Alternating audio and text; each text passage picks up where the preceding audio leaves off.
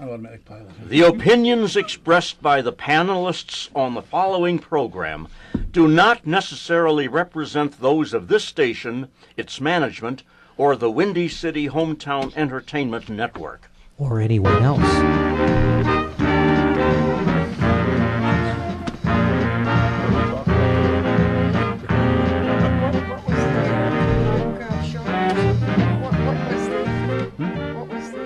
Hello and welcome to this monthly installment of Meet the Chicago Historians. Today's topic will cover all of the things and people who have made us laugh over the years. From Mark Twain to today's sitcoms, all areas that have managed to tickle our funny bone. So be it vaudeville, radio, movies, TV, the newspaper funnies, or whatever, hold on to your hats and prepare for some sore ribs. And now, here's our boss, the CEO of Windy City Hometown Network, as well as Chief Electrical Engineer, John DeVita. Well, thank you very much, Rich. From the John DeVita Broadcast Center, welcome, ladies and gentlemen, to another broadcast of Meet the Chicago Historians on the Windy City Hometown Entertainment Network on Monday, November the 18th, year 2013. Today's panel will be talking about just what's so funny and a look at the things and people that make us laugh over the years. So sit back and enjoy Meet the Chicago Historians. And now, to start today's broadcast, here's our announcer, Richard Lang. Thank you, John. Give us Barabbas. And now, folks, here's a guy who is really, really funny, although looks don't count. Panel moderator Jack Red Ryan. Yay! Well, hello out there in Radio Land. Whatever time it is that you're listening to us, it could be the morning, afternoon, evening. Maybe it's late at night. Who knows? Whatever it is, welcome. Welcome back. Hope you tell your friends about us. And we usually start off with going around the horn here, telling who everybody's here. We got a couple of different people. I'm going to go to the, we'll get to the surprises last, but on my left is Mr. Bill Kugelman. Hello, Bill. Jack, how are you? And everyone else, we have a full panel today, and I spent a little bit of time on the Chicago Fire Department. Mm-hmm. And to my left is Jeanette Frontier. I originally was with WJJG, and glad to be here today and see everybody, and I think it's going to be very interesting. I'm Jack Benny. You see? Well, now where's that silly kid, Dennis Day? You look more like Rochester. My name's John Escacholco, and it's good to be with you. Mr. Betty. Hi, I'm your announcer, Rich Lang, and I'm a kind of a local Chicago history buff. Next up, Al. This is Al. No, you. Wait. Oh, me? Yeah. My name's Al Opitz. I'm a history buff and live in the Dunning community and was president of the Austin Urban Community Council. Yes, next up. Tom McKenna, retired Chicago police, lifelong Chicago resident, and one of the few people that actually admit that I am a lifelong friend of our moderator, Jack Ryan. And today we have a special guest, Al Bach. Yes, my name's Al Bach. I'm And now you're creator of magic effects, tricks, and products. Now you're a history buff, but you're also a prestidigitator, isn't that right? That is correct, and I'll talk about some comic aspects of magic. Mm-hmm. You make anything disappear, like a pizza? That's what I do. Maybe accidentally make two of something. Pizza's disappear pretty fast around our house usually, you know. So. But you are a prestidigitator. I don't want to tell the kids out there what that is. I mean, it's their assignment. All you kids on WRHS or at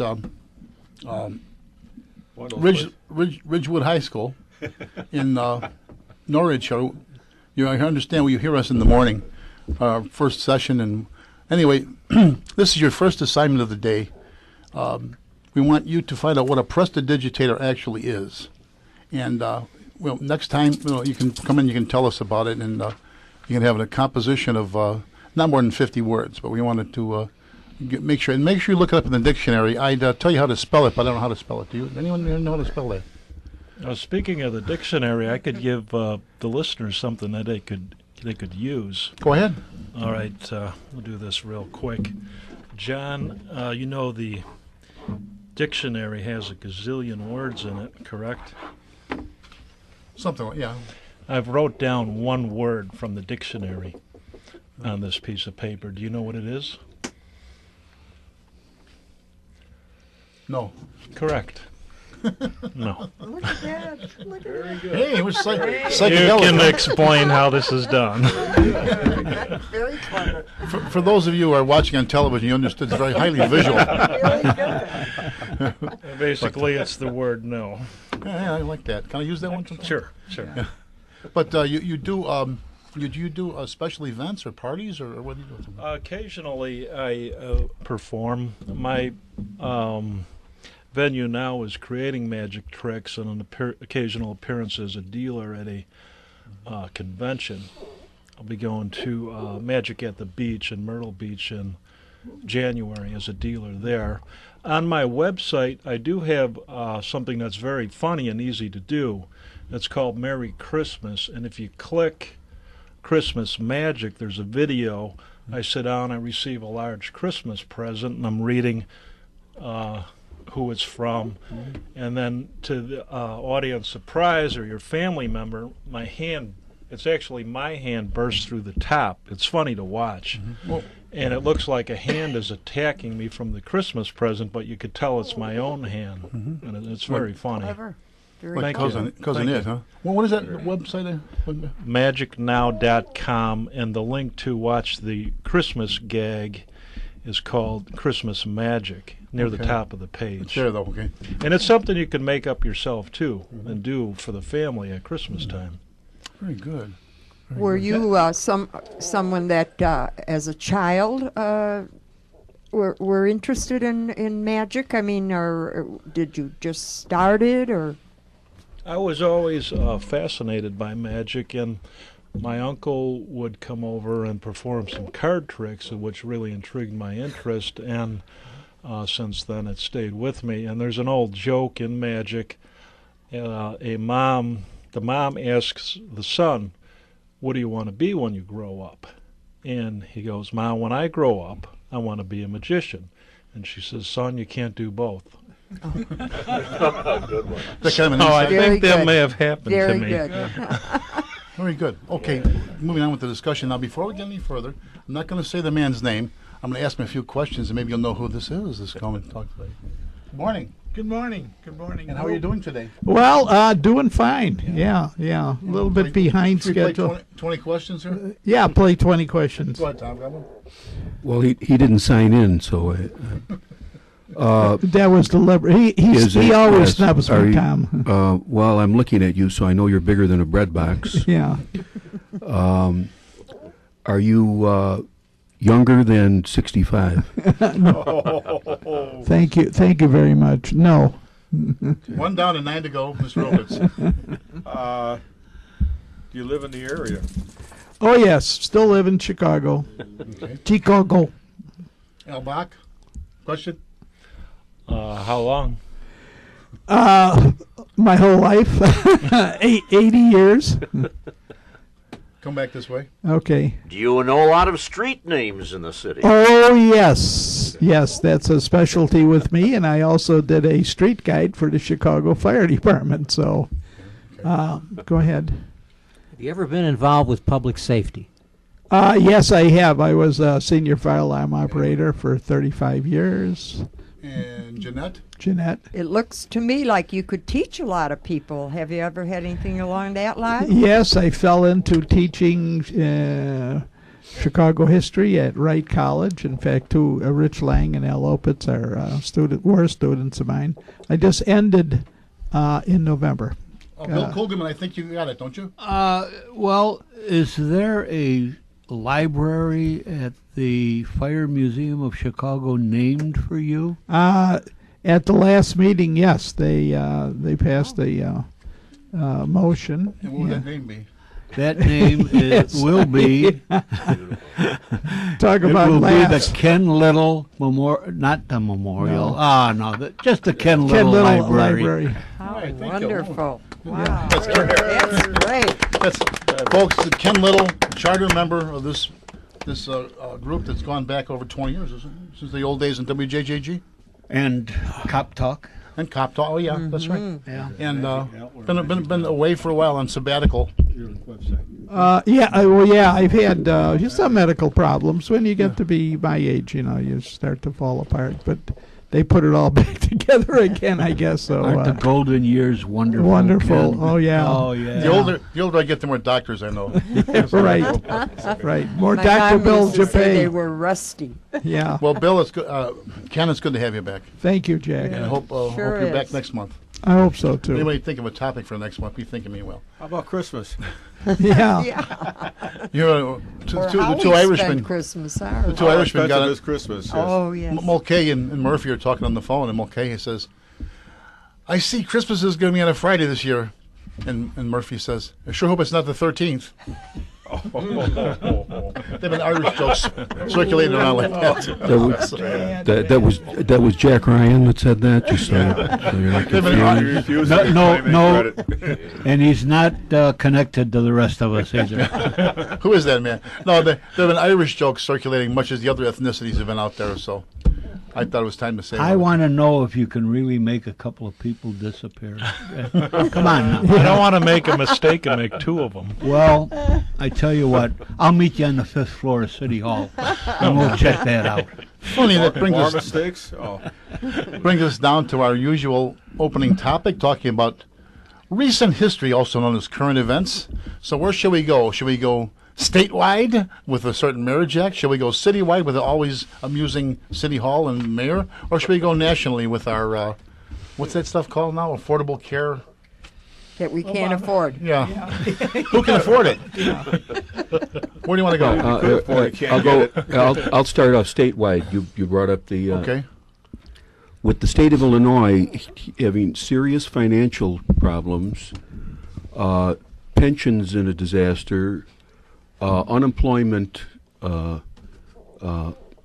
growing, businesses leaving. Our state legislature, thank God that they concentrated and finally passed something important: gay marriage. What in the name of God are they doing down there? I mean, seriously. Sure I isn't mean- in the name of God. Yeah, right. Well, I see our cardinal spoke up about the gay marriage. And Bill. Tom Paprocki, the Bishop of Springfield, spoke up, and God bless him. He's a good man, and he nailed it. He really nailed it, and he's taken a beating in the press on it too, which is a shame. What did he say, more or less? Do you remember? That it was a shame that it was passed. You know, and the thing- and he's standing up for it too. Well, here's the thing. I mean, since gays, and again, I'm for equality for everyone. This isn't anything negative about the LGBT community, but the reasons that the politicians are getting involved now is because they became a voting bloc. The first few years that they had the gay pride parade, there wasn't a politician that would get in within a mile of that parade. Now they're bumping their heads together to lead the parade because they vote. The saddest and they thing- have a lot of money too, Tom. Well, They have a lot of money to put disposable income, as it's called, right? in. Oh, yeah. Well, you know, say about two politicians with their heads together, don't you? Your perfect ass. There you go. There you go.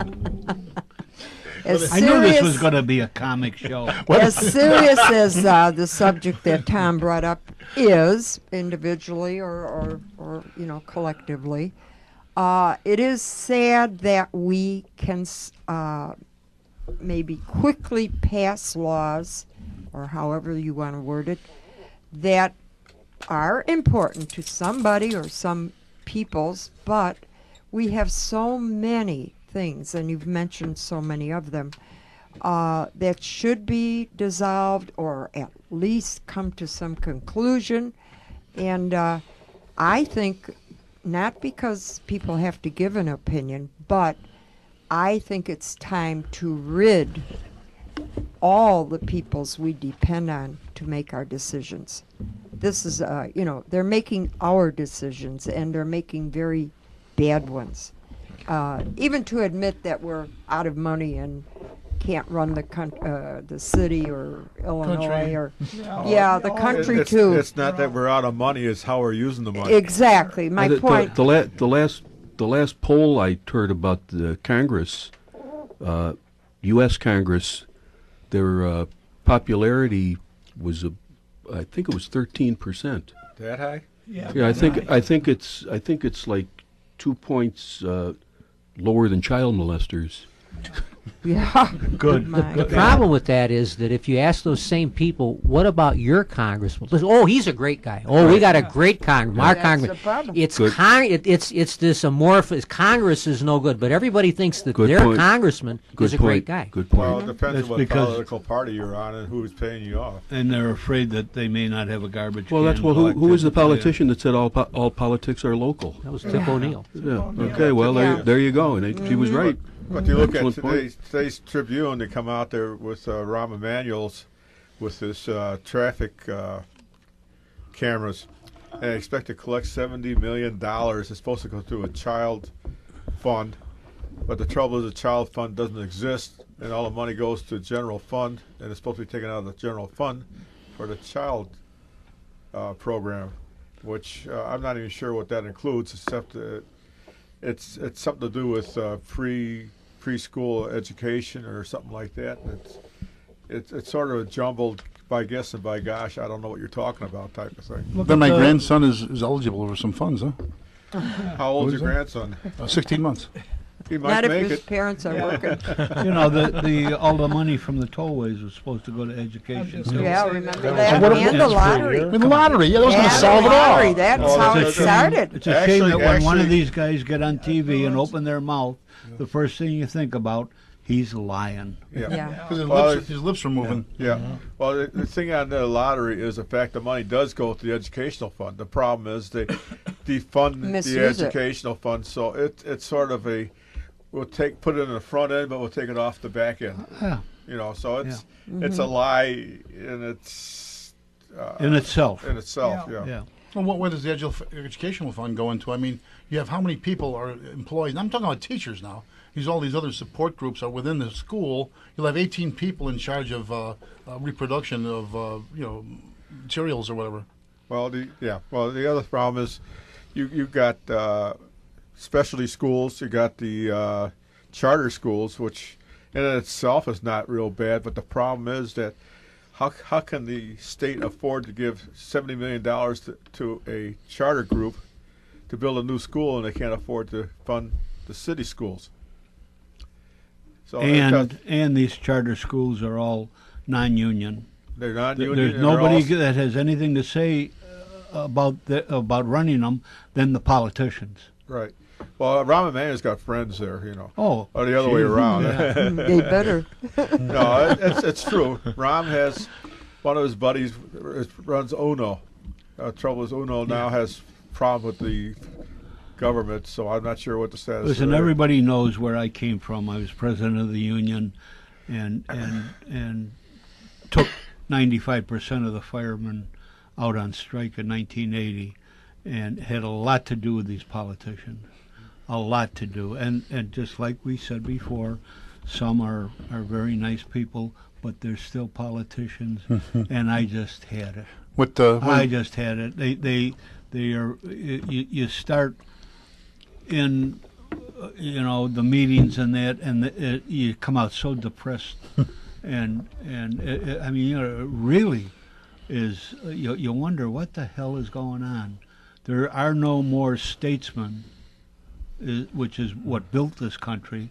Now they're all politicians, and that's turned into a dirty word. But it's it's a self-fulfilling prophecy, because if everybody always talks about how all politicians are crooks and jerks, it just discourages anyone decent from going into politics. Exactly. There are a lot of people that don't go into politics Because they They know don't you're going to run up monitor. and this attitude that they're all a bunch of crooks, they're all a bunch of liars and phony. The fact of the matter is they're not any more than all union members are crooks and phonies and or doctors or lawyers or anybody else. But there's such an attitude of contempt for people in public office in this country that it's increasingly discouraging people from going into politics. No one wants to go into it anymore and have to deal with that. Well, John, I the agree other with problem you. is to I get rid agree of with that. But you know what? It's the reason is because it's coming out of our pockets. Yeah. We're paying for all of this, not the politicians, not the Capitol in Springfield or the fifth floor. We are. It's coming out of our pockets. We live in a particularly corrupt state. I mean, I don't think anybody would deny that Illinois sets a standard for political chicanery and corruption that is unequaled in this What country. makes you say that? Having lived in this state all my life and having been involved in Not politics yet, all my John. life. You haven't lived your whole life yet.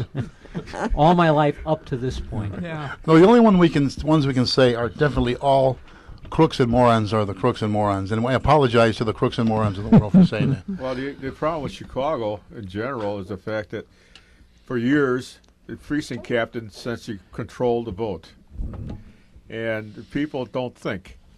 You know, you go down there and they say he's an absolute crook and he's got his jail record and all this stuff, et cetera, et cetera. This other guy has good ideas and everything else, but he's a Republican, so they'll vote for a Democrat because he's a Democrat, not because the other guy is bad. It's just the fact that he's got to control the vote. And there's only two ways to get rid of a politician nowadays. Yeah. One, he dies by desire or design, or else somebody could outspend him. What Desire and design. That what was sounds that? good. The one thing you were talking about, Tom McKenna, about what was going around before the first inauguration or first election of our president. They were saying this guy is all for. What's that? I'm not. Oh, you sure stumped Tom. I'm not following you. No, Was that John? Was it 5-point John? penalty. what We'll did- repeat the question. Yeah. Wait a for Glenn second. Bard Had South. I been drinking when I said this? I was And how many drinks had I consumed? Tom, I didn't know I you- will not be responsible for anything I said after 3 cocktails. I didn't know you drank till I saw you sober once. Anyway, no, it was something about you may not like this guy as a candidate, but he's all for us here in Chicago. He's a local guy and all that stuff. Oh talking about precinct captains. I remember when our president was running, the mantra that they sent the captains out when they were doing the canvassing of their precincts was this guy, meaning our present president, is going to be good for Chicago. We're going to get a lot from Washington if we vote for The him. rest of the country's in big trouble, but see? Chicago's going to be okay. Right, Yeah, I'm we're still gonna get it I'm all. still waiting for all the Did we fool him, huh? yeah. Well, the one that was most notorious for the change of precinct captains is when Epton ran against Washington. I was a Republican out campaigning for Epton because he's party bearer, and all the Democratic precinct captains are out running for Epton. And I had to essentially beat him off the door so I can present myself. So it was funny. And I was sitting there with Washington buttons given to people that were for Washington because of the fact that I felt that people should vote to who they thought was the best, not because the idiot down the street said he was good. And, well, as you know, Washington won. Ken Little? Well, I'm just going to say, Al, both of them were Southsiders. So, Northsiders didn't Actually, know. they were buddies until the newspapers Yeah, got involved. yeah. And the thing that killed me about Bernie Epton, prior to this election, he was the liberal Jew from Chicago. Right. And the media, when he ran against Epton, turned him into a racist. Yep. He even said that. He said, "I can't believe." I talked to his brother, the judge. Epton? Yeah. Judge. And he said, "Tom, I can't believe this." He says, "My brother is one of the most liberal Lakefront liberal, they call it. Yeah, right. Yeah, Yeah, He says, and now they're trying to paint the picture that he's a racist. I served with Bernie Epton in the legislature, and he was a liberal, but he was one of the finest, most decent, Right, most exactly. upstanding members of the legislature that I served with. I think he was universally respected down there. Democrat, right, and Republican, look liberal, what they- conservative. He was a look what- genuinely yeah. good guy. He would have made a great mayor. Right. He would have made a And great look what mayor. they did to him. Yeah. That was all newspapers too. Right. That's because of what he was. This- A Republican? No, he's a good man. Oh, Yeah. oh, I see. yeah, no, he Probably But- judging. He But didn't they- sell he made papers. one- He wouldn't have sold papers. he like made he- one slight mistake. He said, "Vote for Efton before it's too late," and they convoluted that into what you can Making it, figure out. Yeah. Yeah. Your own mind fills in what you want to, so it could mean Yeah, anything. but you got the so-called liberal. Actually, they're yellow journalists There's, out no, there. there's nothing liberal about a liberal, anyway. By the way, Yeah, I know. You know the old saying about the liberal candidate is, in fact, a liberal will spend your money the way he wants to, where a conservative will spend the money the way he will spend his own money. Yeah, I think as far as people, we're very passive. We can act naive by thinking we don't hear what we hear or see what we see. But don't you get very upset thinking that you pay for every prisoner, every court trial they have, everybody that goes to Stroger Hospital? And then I just read something that maybe Ken or excuse me. Can't think of his name. Yeah, Rich. Yeah. I'm sorry, Rich. No, that's all right. Uh, Tell me the announcer. Could maybe verify that any of your bigger universities and so on, all their deans or their presidents are given free housing. They never have to pay back their mortgage. They never have to pay property tax. And, it's this kind of stuff that we little You know what, people Jeanette? have to know. We call that very simply RHIP. Rank hath its privileges. Well, and, you got and that's the way it is Right. you got to all look at over. education is not education; it's big business. That's right. I You know, understand and it. it's one of the bigger businesses around. There's like this pro sports. That's first of all business, big business. Then it's entertainment, and then it's sports. Mm-hmm. It goes in descending order in that respect because they don't really care about the guy at the bottom. They care about making money. They care about getting the people on the TV to watch this stuff going on, and then they'll go out there and say, "Oh, so and so got hurt. Oh, gee," all that stuff. But this is also publicity for more tuning in. They don't really care. You just got the meatheads out there beating their heads together, and that's it. Right. And empathy is gone. The point probably I'm trying to make is that we are the peoples that make and made this country and our states, our cities.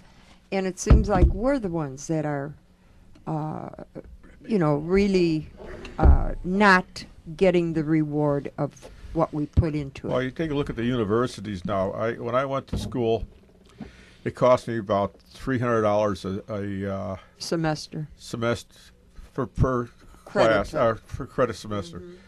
Now, if you're lucky, you get that per hour. Now it costs. One guy come out there and said it used to cost you about $7,000 a year. Now it's, if you're lucky, $20,000 a year. Tell me about it. I'm putting 2 through. Yeah. Well, the other thing, Jeanette, that shocked me was, that Sandusky and Joe Paterno. There you are. That football, what was the football team bringing in? $70 million or something like that. Every game had been sold out.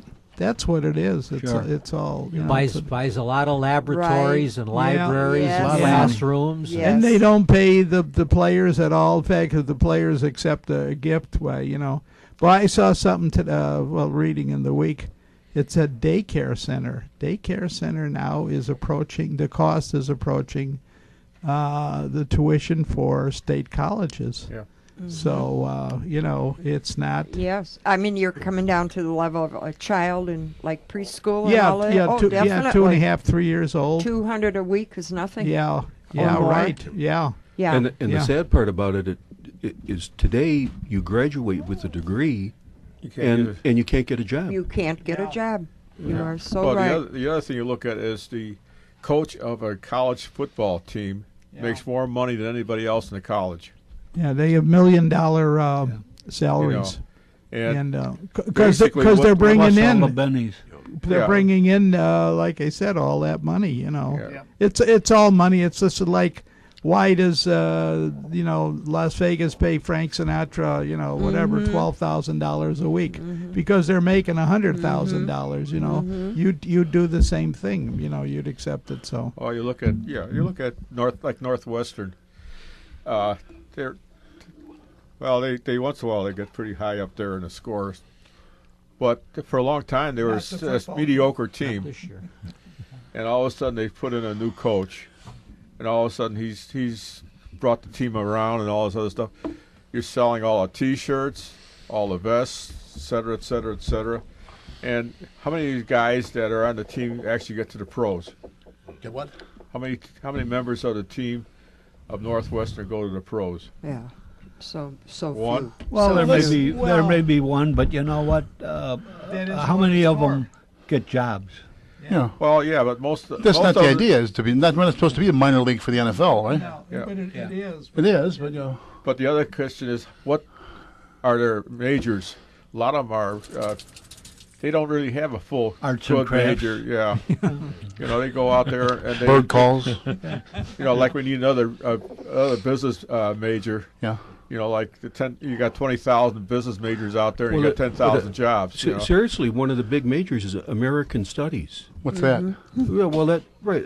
Isn't that kind of like a Mexican majoring in Spanish? Yeah. Yeah. Yeah. American Yeah. Studies. Tell me more, huh?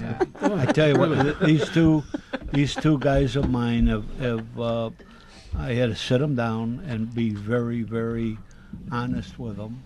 I know what they want to do with the engineering and all of this stuff and sales, and I want them to take the police exam and the fire exam.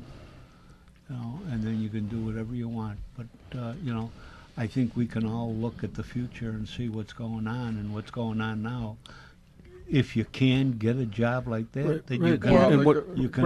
in what little job creation there is, the last was all in like service industries and Yeah. basically, welcome to Burger King. Can I help you? Jeanette Yes. was just telling me before that her husband or her father was a veterinarian. Well, a guy I went to school with went through and became a vet, and he's working out here. He's making a decent living, and And but nowadays you now can. They have with Big difference. AFA or whatever the hell this is. Was that different in your dad's day, Jeanette? Yes, and not Can to I interrupt- finish here? Yeah, Oh, I'm sorry. sure. Can I finish? Sure you No. can. This guy called me the other day, and we were talking, and he said, "Guess what?" He says, "Obamacare has put, I think it was 3,600 vets stopped their medical insurance the first of the year. They're going to have to go somewhere else, and they've had that for years."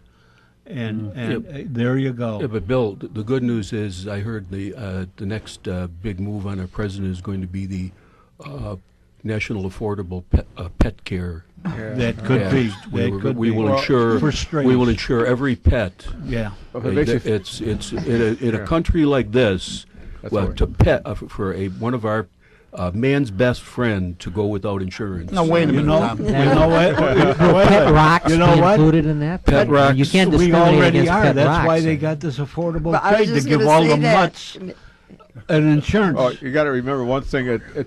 You have to be more qualified to be a veterinarian than you have to be an MD. Definitely. That's right. You One gotta extra stay- year. so So years. it takes much 9 more years. effort.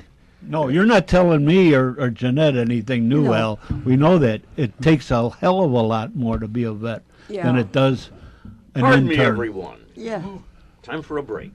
You're listening to Meet the Chicago Historians, and we thank you for it. We'll be right back. Excuse me. There was a lot of laughs in it.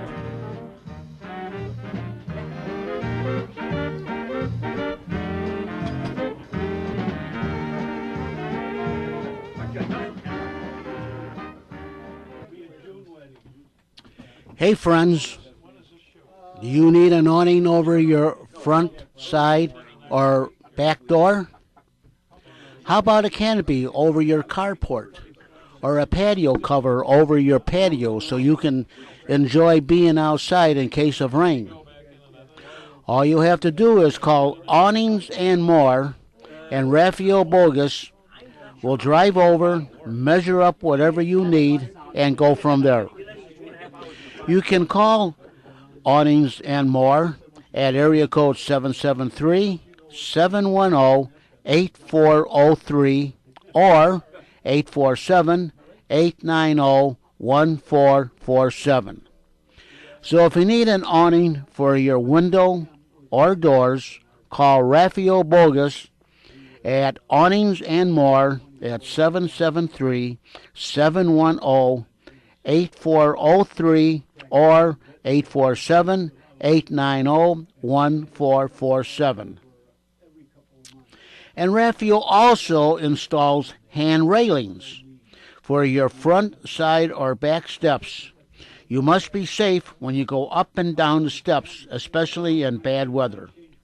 So for awnings or handrails, call Raphael at 773-710-8403 or 847-890-1447.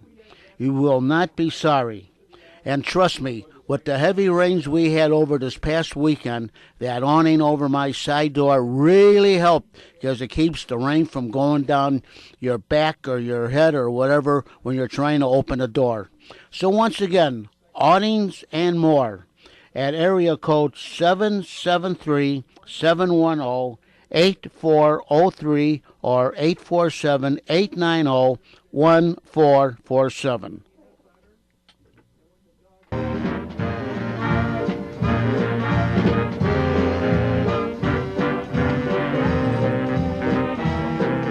Now, back to our show. Oh, we're back to our show. Jack? Jack? Here I am. Who are you? I was at the Comfort Station a short time ago. This is Jack Ryan. We're sitting around the table, and we're doing our little warm-up we're having. And we're sitting around with Ken Little, Tom McKenna, Al Opitz, Al Bach, our guest star. Rich Lang. Rich Little. Rich Lang, Jeanette Frontier, Bill Kugelman, Kate. And she said, we're talking about St. Bernard's a minute ago. Everybody remember Neil? On top of the alcoholic St. Bernard, remember? Yeah. Anyway, let's just brought it up. But, but before we move on from this current topic, does anyone, Go into I like to kind of, we're talking about current events, recent history. Oh. But does anyone ever catch Chicago Tonight, especially on Friday, the weekend review ever with Joel Weissman? I usually watch it, yes. Yeah, I like to. I watched It's it. a good half hour. He has a panel on from local news people. Yeah. Well, I heard the best quote ever from a news person. This past was maybe 2 weeks ago now. Charles from ABC. Charles, what's his name now? Crowdhammer? No, not Charles. ABC. Oh. What's the guy's name? Charles. Whatever. Correspondent, like local. Yeah, I knew it until I just tried to say it. Well, anyway, Charles, we'll think of his name later. Sorry, Charles. He said one thing about Illinois, remember this. The Democrats in Illinois are great at politics, but they're lousy at governing. And I thought, wow, this should go down, be etched in stone somewhere. right. Yeah. Charles. Jefferson would have called a I'll- self-evident truth. What do you think Yeah. Okay, now that gets us to another thing. We were talking about the homosexual marriage before. I mean, I think most everybody wants to live and let live. Everybody, more or less, let them in their own lives, don't bother anybody. And anyway, what I don't understand is you can have your civil unions or whatever you have, but how can you call something a marriage? Now, there's a precept in law, in either criminal law or in civil law. It's called judicial notice. That's something that doesn't have to be proven. The world is round, the sky is blue, the water is wet, etc., etc. Actually, according to the church, you have to prove that it's round. Okay. Anyway, so to me, if you say marriage, you picture a June bride, a bride and groom, etc., etc., etc. This all flies. This term flies in the face of thousands of years of civilization and culture. That's my objection to it. Well, my thinking is, I mean, okay, so I grew up believing that marriage was between one man and one woman. Right. Okay, so now it's not. Well, then let's redefine it. Okay, what is it? During the break, Bill is here with his pet, Kate, My beloved. his beloved Kate, and Bill just announced that he and Kate are going to be married. Doggone good, huh? Right. What species is she? Right. That, see, and Kate, right, Yeah. Kate said, yes, we are. Now, the point I guess I'm trying to make is if it's not defined as a marriage between one man and one woman, then what is it? And if it's not defined, then why not? I mean, I particularly at one time I wanted to marry my motorcycle. I don't know. Can I do that now or? Well, if you're in Hollywood, yes. Oh, okay. What's special about two people? Why can't three people Well, be see, I'm just now going to you're- say Four? polygamy. Now- What's now wrong with you're that? now you're If talking. if the government can redefine If it it- any way it wishes. That's You know, excellent point. But the Excellent problem point. with marriage right now is it's You know. such a farce in Hollywood. And you got so many. They go out there. Oh, you're a single woman, a married mother, and all. Oh, you're wonderful and all this stuff. Well, here's her husband. You know. I always say, well, it takes two to make a kid, and if you are by yourself, there's something wrong somewhere, and if you're by yourself, there's something wrong with you or your mentality or whatever it is. But you should have, why aren't you involved with a permanent person? I guess is a better way of putting it. Who you said, Yeah. Kevin? Al, I was going to say, I just read. Society that makes their own rules, too. I read something about Kate Winslet. She's got 3 children by 3 husbands. She was married to all 3 of them, And the other thing that really bothered me when I always thought she should have gone down on that boat. I Well, there was always Rita. What's her name? but I was going to say is when they were talking about Bassett and Springfield, what was somebody saying? Oh, I can't wait until it's a law so I can get benefits. I was What just kind gonna of interpret benefits? that. Yeah. Oh, Social Security, and we yeah. can visit them in the hospital and all that. I Well, thought, now you don't have to be married anyway to get benefits because a lot of the common laws, which are not really legal in There are no Illinois, common law, are still picking up benefits. Yeah, But for 7 Al- years, I think. Some. Yeah. I- makes it Plus, legal. what I can't understand is why the LGBT community believes that marriage is such a fantastic thing. I mean, statistically, 50% of marriages end in divorce, and the other 50 end in death. So Yeah. I mean, Hey, let them all suffer like That's we what I did. was going to say. so they, and right. That's why I always And the say point that. is, I have a close friend that not only is he against gay marriage, but he wants to have heterosexual marriage outlawed retroactively. Can I just make a point that everybody quotes that, and it's very true. They say 50% of marriages end in divorce. That is not true of first marriages. The numbers are kited because of the people who are married 2, 3, 4, and 5 times. Good point. 50% of first marriages do not end in divorce, but Paid in death. it's the people you're that talking it's about the Hollywood Hollywood, yeah. mentality. Yeah. That's what boosts. That's what boosts. Do you the know the statistics first up. marriage percentage? It's much lower than the the 50% Yeah. in divorce. Well, you got was it Loretta Young had how many? And then you had what was her name? Loretta had a lot of marriages? Charo. Oh, you had quite a few women that had 5 or 6 Loretta marriages. Young. Elizabeth Taylor. Elizabeth Taylor was one. Yeah. And Well, then Loretta the other Young one had was nine her times. first marriage was a Mickey no. She was Rooney too had young. about well, the classic is Elizabeth Jack- Taylor, Elizabeth Taylor, Hilton Wilding. Wait a minute.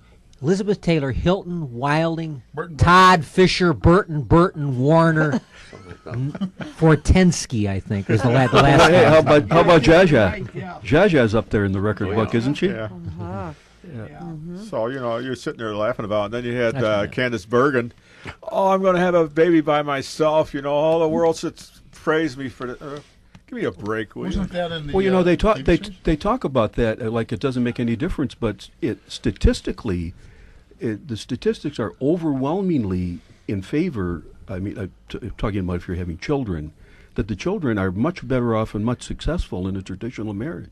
Right. Oh, sure. That's I mean, the statistics are overwhelming. Exactly. Yeah. So they can say what they want about, it doesn't make any difference and who cares, but it does make a difference. I have several people, and some of them are relations, that are in gay setups, whatever you want to call it, and they have adopted kids, and I know that these kids have turned out either druggies or users they've turned out bad. Bill, I didn't ask You have to have a father and a mother. Bill, I didn't ask you, is your dog a member of the canine LGBT community? Yes, absolutely. So you got the double. It's a double-edged. The international canine. I think we're getting entirely too much information. We're getting entirely too much information. By the way, the quote before, that I started out with, I couldn't think of the man's name. It went to, the Democrats in Illinois are great at politics, but terrible at governing. Oh, okay, that was Charles Thomas of ABC. The problem is that politics trumps governing. I mean, politics will always win out. The person who's better at politics will always win out over the fellow who's better at policy or You issues. saw a lot of frustration in that area, but didn't you? Yeah. When they're the right thing to do, and you see these guys what's the right thing to do for them instead of for the... Right. Well, the old saying goes about democracy and republic. A republic is when people vote for their representative. And democracy is when the representatives get together. And what I mean by that, they vote the way they feel it should be done, not necessarily what they're representing. And so consequently, I always use that term. Democracy is when the city council gets together or whatever it is to vote on whatever they want to vote on.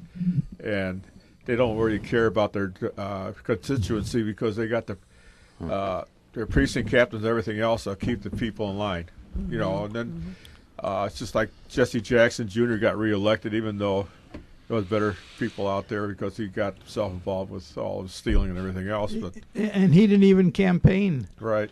Well, when you look at Illinois, Democratic governor, your two legislative bodies, Madigan, Cullerton, Cook County, city.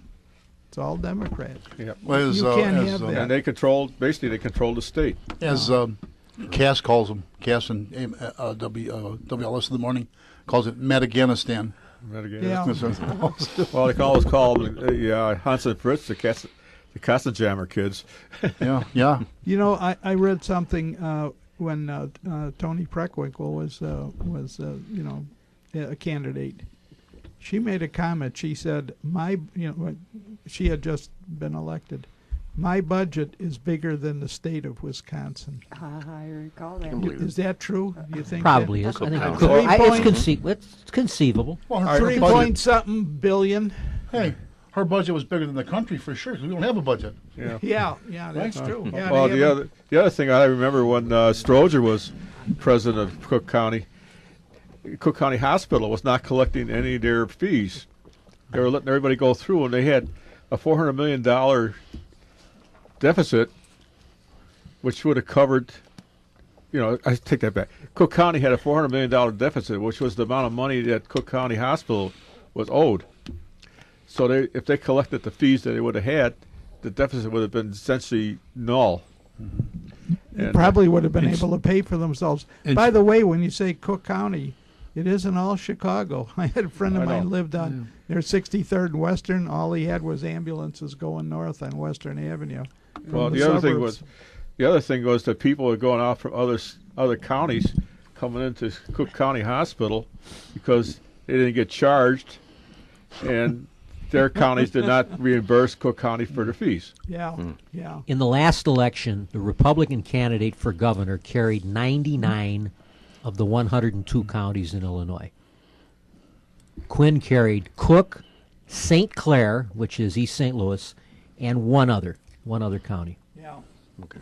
And won the election. By the way, carrying three the counties. same thing happened was when the Jesse candidate? White ran against Probably Madison County, I think. McCarthy, Tim McCarthy, Oh yeah.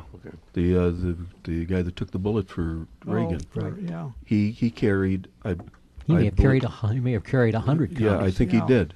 There are elections in which the Democrats only carry those two, Crook Yeah. and St. Clair. Romney carried more counties than Obama nationwide. Since you're Oh, by far. By Yeah. far.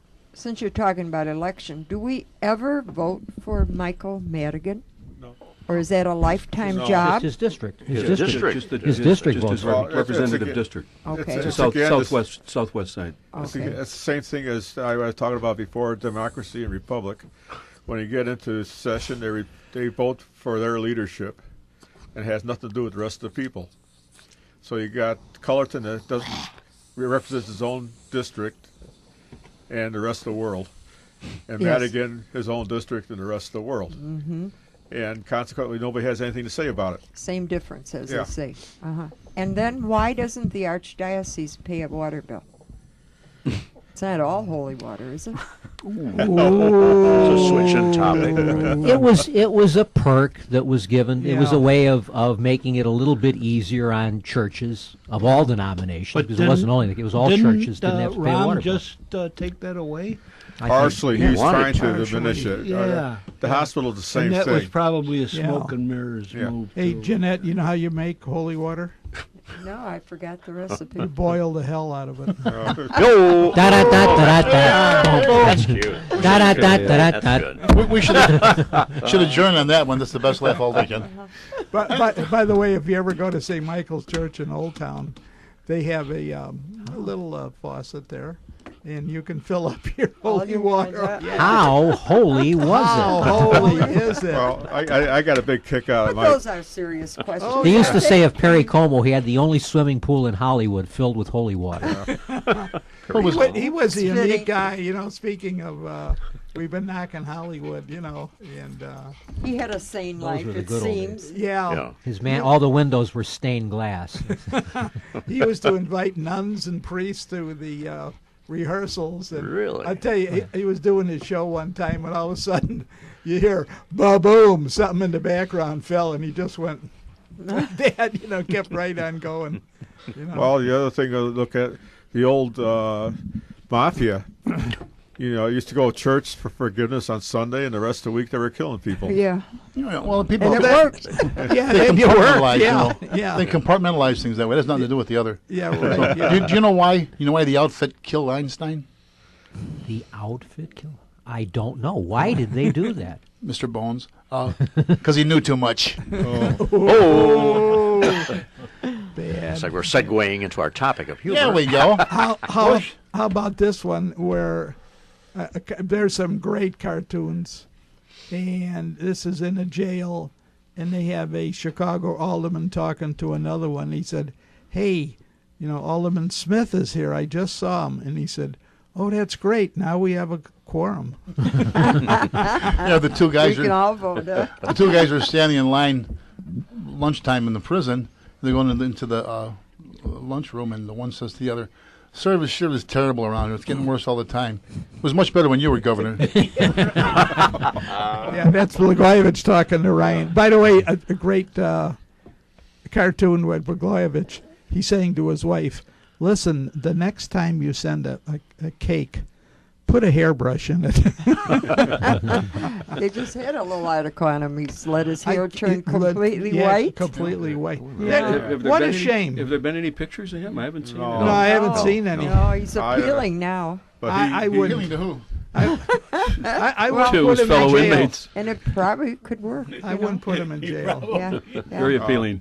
I don't know how much he spent on a hairstylist over the years, but his wardrobe bill was phenomenal. Oh, my Lord, yes. A lot of expensive He spent, suits. he spent more money in 1 year than I spent in my lifetime. They were both extravagant. Yeah. I mean, You look like a bum, though, Yeah, Al. I that's got. I realize that. I still I'll got never my, be governor.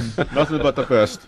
I still got my first communion suit. I'm just gonna say I've still got It my fits. high school graduation suit. Maybe her.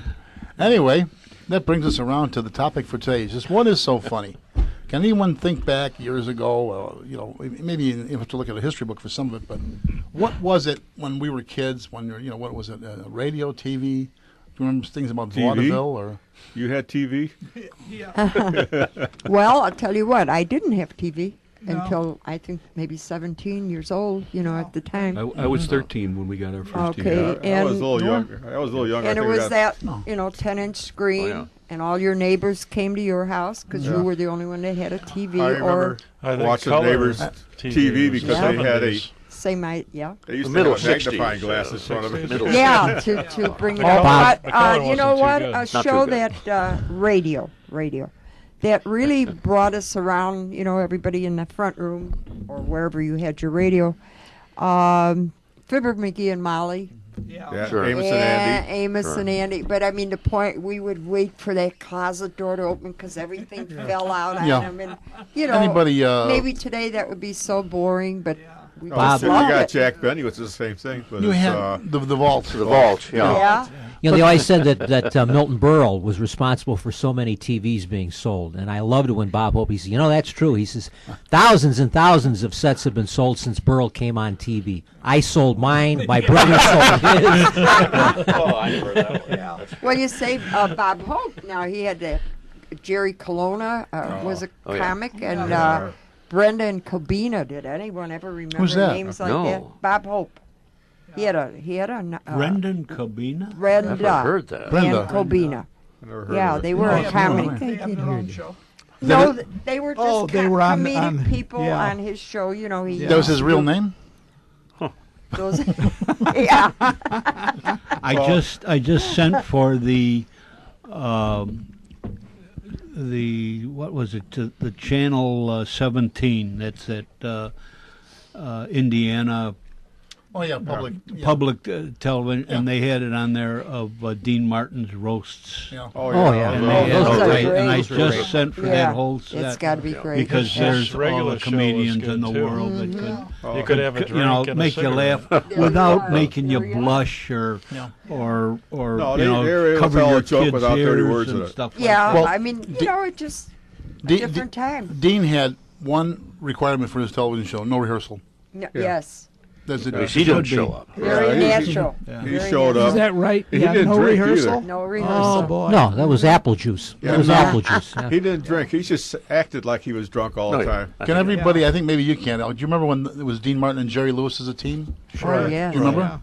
Now they were. Anybody maybe didn't remember them too well if they just saw their pictures, but if they ever saw them on a live appearance like Colgate Comedy Hour, they used to come on different telethons before there was the Jerry Lewis telethon, and they were nuts together. They were Crazy. awesome. Oh, yeah. They used to be down at Chicago crazy. Theater. What do you mean? I'm just going to say, yeah, when I was a senior in high school, our newspaper, one of the reporters interviewed them, and they were at the Chicago Theater.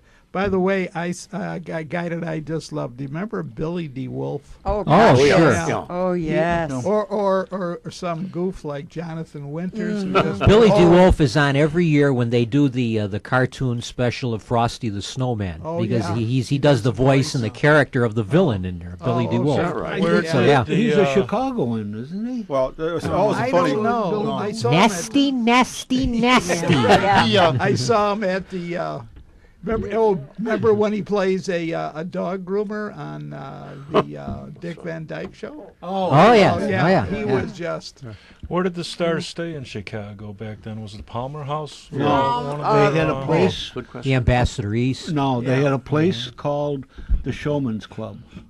I worked at the old Sherman Hotel, and it was just a block over, and they used to come over to the Sherman to, well, play dice and gamble. I'm shocked. And So you've met and some. that You was Gambling met going some. on. Well, you know, oh, I met, yeah, You I know, met the a re- lot of them. you know the reason why Chicago had so many stars here all the time, because of railroads. Railroads. Oh, right. Changing Well, whatever trains. reason. Because You were Yeah, going They from had- they had a railroad- big New York to State L.A. Street. You had to change trains yeah. to Chicago. Very Yeah. essential. And State Yeah, Street there was was no the big train that thing. went through Chicago. They all stopped in Chicago. Yes. Well, that's the transportation of them. Right. They were here, But they still for stayed Rush Street and State Street and all of the places that we had, which have long been forgotten Calumet about City, too. maybe?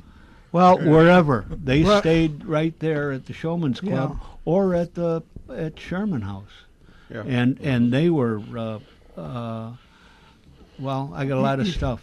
because they need a lot of money gambling. Oh, you remember the pump room at the Ambassador East? You know, yeah. Booth number Booth one. one. You had a telephone. I don't know whether if they stayed there, but Yeah, Well, Cub that, Scout. well, that was But- where you could be seen because there Yeah. were cups Oh, and it was yeah. the And main it was a big deal reporter. because there and- was a telephone Sure. at the booth. yeah. And Irv And the everything Ambassador on East down, is too. immortalized That's in the the reason movie Irv was there. North by Northwest. Exactly. Cary You know, Grant that stays was at the place. Ambassador East when Oh, he's in, does he? when he's in Chicago in North by Are Northwest. you sure? Yeah. Yeah. I thought it was Motel 6. No. Cary Grant in Motel 6. Surely you just. There's an oxymoron for you. What was the Ferris Bueller's Day Off or so? That Never that seen takes that. place. Yeah, Never that takes seen place, that. and he's got a relative that's at the Ambassador East. It wasn't But, Fritzl's the big hangout for entertainers in the Fritzl's. city? When that was State and Lake. I think just north of something it. like Yes. that. Yeah. Yeah, it's northeast corner. Right. And then you had Rush Street, and a lot of them, you know. And you know, Mr. Kelly's. Mr. Mr. Kelly. Kelly's. I remember hearing about that when I was And a I, kid. you That know, was awesome. I worked at City Hall for many years, and I'd walk over to like Marshall Fields, and you know, some of the you know, clerks there would say, you know who was in? Barbara Eden was in, you know, or someone. Oh, you she was know, all Jeannie, Chicago. yeah. Yeah, Jeannie, and they said, "Oh, she's small," you know, and they'd make comments about Dorothy Lamour. Oh was, yes, she was. she was an the elevator elevator operator girl, or yeah. something. I think Yeah. Barbara Eaton had a apartment here in Chicago Yeah, she for a had a long time. condo. She, Yeah. Condo, she, yeah. she didn't look that small to me. What year Well- did vaudeville start winding down? It started TV, mostly. Yeah. Hardly up to The depression, 50, in the 50s. the depression, Yeah. Oh, the depression even- already Around started. I mean, Yeah. you know, 20s, really. 20s. John- The heyday of Oh, vaudeville was the That teens oh, and that's 20s. different. Mhm. Yeah. Okay. You The know, depression, then by World War II. I mean, Because vaudeville there was was- one famous magician that worked vaudeville. Well, aside from Houdini, Cardini, he did a Oh, yeah. manipulation act with playing cards and cigarettes and pipes, and he pretended like he was drunk, and all these objects would appear. And I remember he was popular in vaudeville. Well, Cardini. all of your radio and eventually television stars started in vaudeville. Milton Berle, Jack Benny, Bob Hope, they all Burns and Allen, they were all some started in they were all burlesque. they were all Well, vaudeville. all the Yeah, old- and some, all and the some old- is even burlesque. The movie theaters here were all vaudeville Sure. Yeah, they theaters. all They all had had a that, right. stage. They had a Yeah, stage they behind had a the. stage show. When Yeah. vaudeville went out, they brought in the big screen, but the stage Yeah. was still there behind it. They Well, still, I think, movies did bring out, kill a lot of that stuff, too. They had Chicago live was- shows, I think, They don't even as have a late as the starting 40s. place. With, Yeah. You'd have a movie, and there'd be a live. You'd have a Live live show, show always. before or after Chicago- the movie. always. and Chicago That was Theater Chicago stayed Theater late. Star. stories for it. they were Yeah. all, they all big had- stars. the Yeah. Oriental. Yeah. How would you Chicago was great differentiate for between burlesque. vaudeville and burlesque? Burlesque never had the very Burlesque was risque lower connotations. down the scale Okay. than vaudeville. Got it. Burlesque was Yeah. one The notch name down. people would go to vaudeville, and Yeah. burlesque was Vaudeville more. was- You know, Got you it. notice who knew the answer to Vaudeville that. is the bigger names. Well, the ones I always enjoy now on Lower TV, level. you got these quick change artists where the women come out and they you put a cloth in front of them, the dress is changed. Oh, yeah. And Oh, they got about half a dozen different changes all the time. David and Dana, I believe, they were on America's Got Talent and Yeah, something like that. several television appearances. They It's were beautiful good. act. They were yeah. good. You Yeah. go In with the- the- yeah. the But, men and but the Chicago in the- had a great burlesque. In the movie Singing in the Oh. Rain, Bringing. Oh, they we do a had- skit in which Gene Kelly starts out in burlesque, and it's really low grade. Then he moves up to vaudeville, and it's a little, okay. and Yeah, then he then he- moves up to Broadway, and then he's in white tie and tails, and they kind of indicate how each one is a step up from the other. one. Isn't city council one below burlesque or something like that? I thought it was burlesque. The sub basement, I think. Or was that the horror show more? You know, it tells a great story is George Burns. George, grew up in New York. He'd say, I'd go to the theater and I'd listen to like a comedian, and I'd stay there all day and write down his complete act. The next week I'd be appearing in Brooklyn, and I'd be giving his act until it fell apart. But then I'd go, Milton Berle was the most notorious for saying And he made it a joke. It was part of his personality. Yeah. He was joking about how he stole everybody else's jokes. Can I tell you a little fast Milton Please, Berle go. joke? Pardon me, another break. A break. Hold that We'll be right hold that back thought. after these messages of interest I'm and holding- importance. Oh, wow. Hey, Jared, signal me too, will you?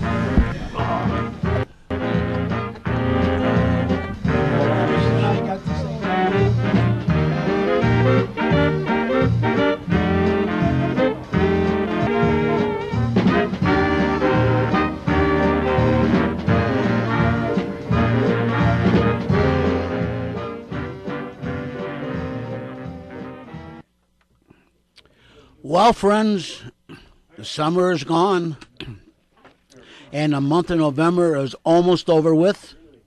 And now is the time to think about the roof, siding, and gutters on your home or place of business. So be sure the roof, siding, and gutters are in good shape. You don't want mold or mildew in your attic or crawl space, or drip, drip, drip on the ceilings in your rooms, or have your walls damaged by a leaky gutter or bad siding. So don't have double expense. Sooner or later, you're going to have them repaired. So call Besh Brothers Roofing, Siding, and Gutters at 630-616-1359. Mike Besh will drive over in his shiny red truck with ladders on top and Besh Brothers Roofing signs on the door. Mike will look over your roof, siding, and gutters and give you an estimate and go from there. So don't have double expense. Call Besh Brothers Roofing for a free estimate at area code 630-616-1359. That's Besh Brothers Roofing, Siding, and Gutters at area code 630-616-1359. Call today. Again, that number is area code 630-616-1359. And friends, that ice and snow is not that far away. So, again, make sure your roof, gutters, and siding are in real good shape for the winter months to come up. And it looks like we might have a bad winter. So, once again, call Mike Besh at area code 630-616-1359.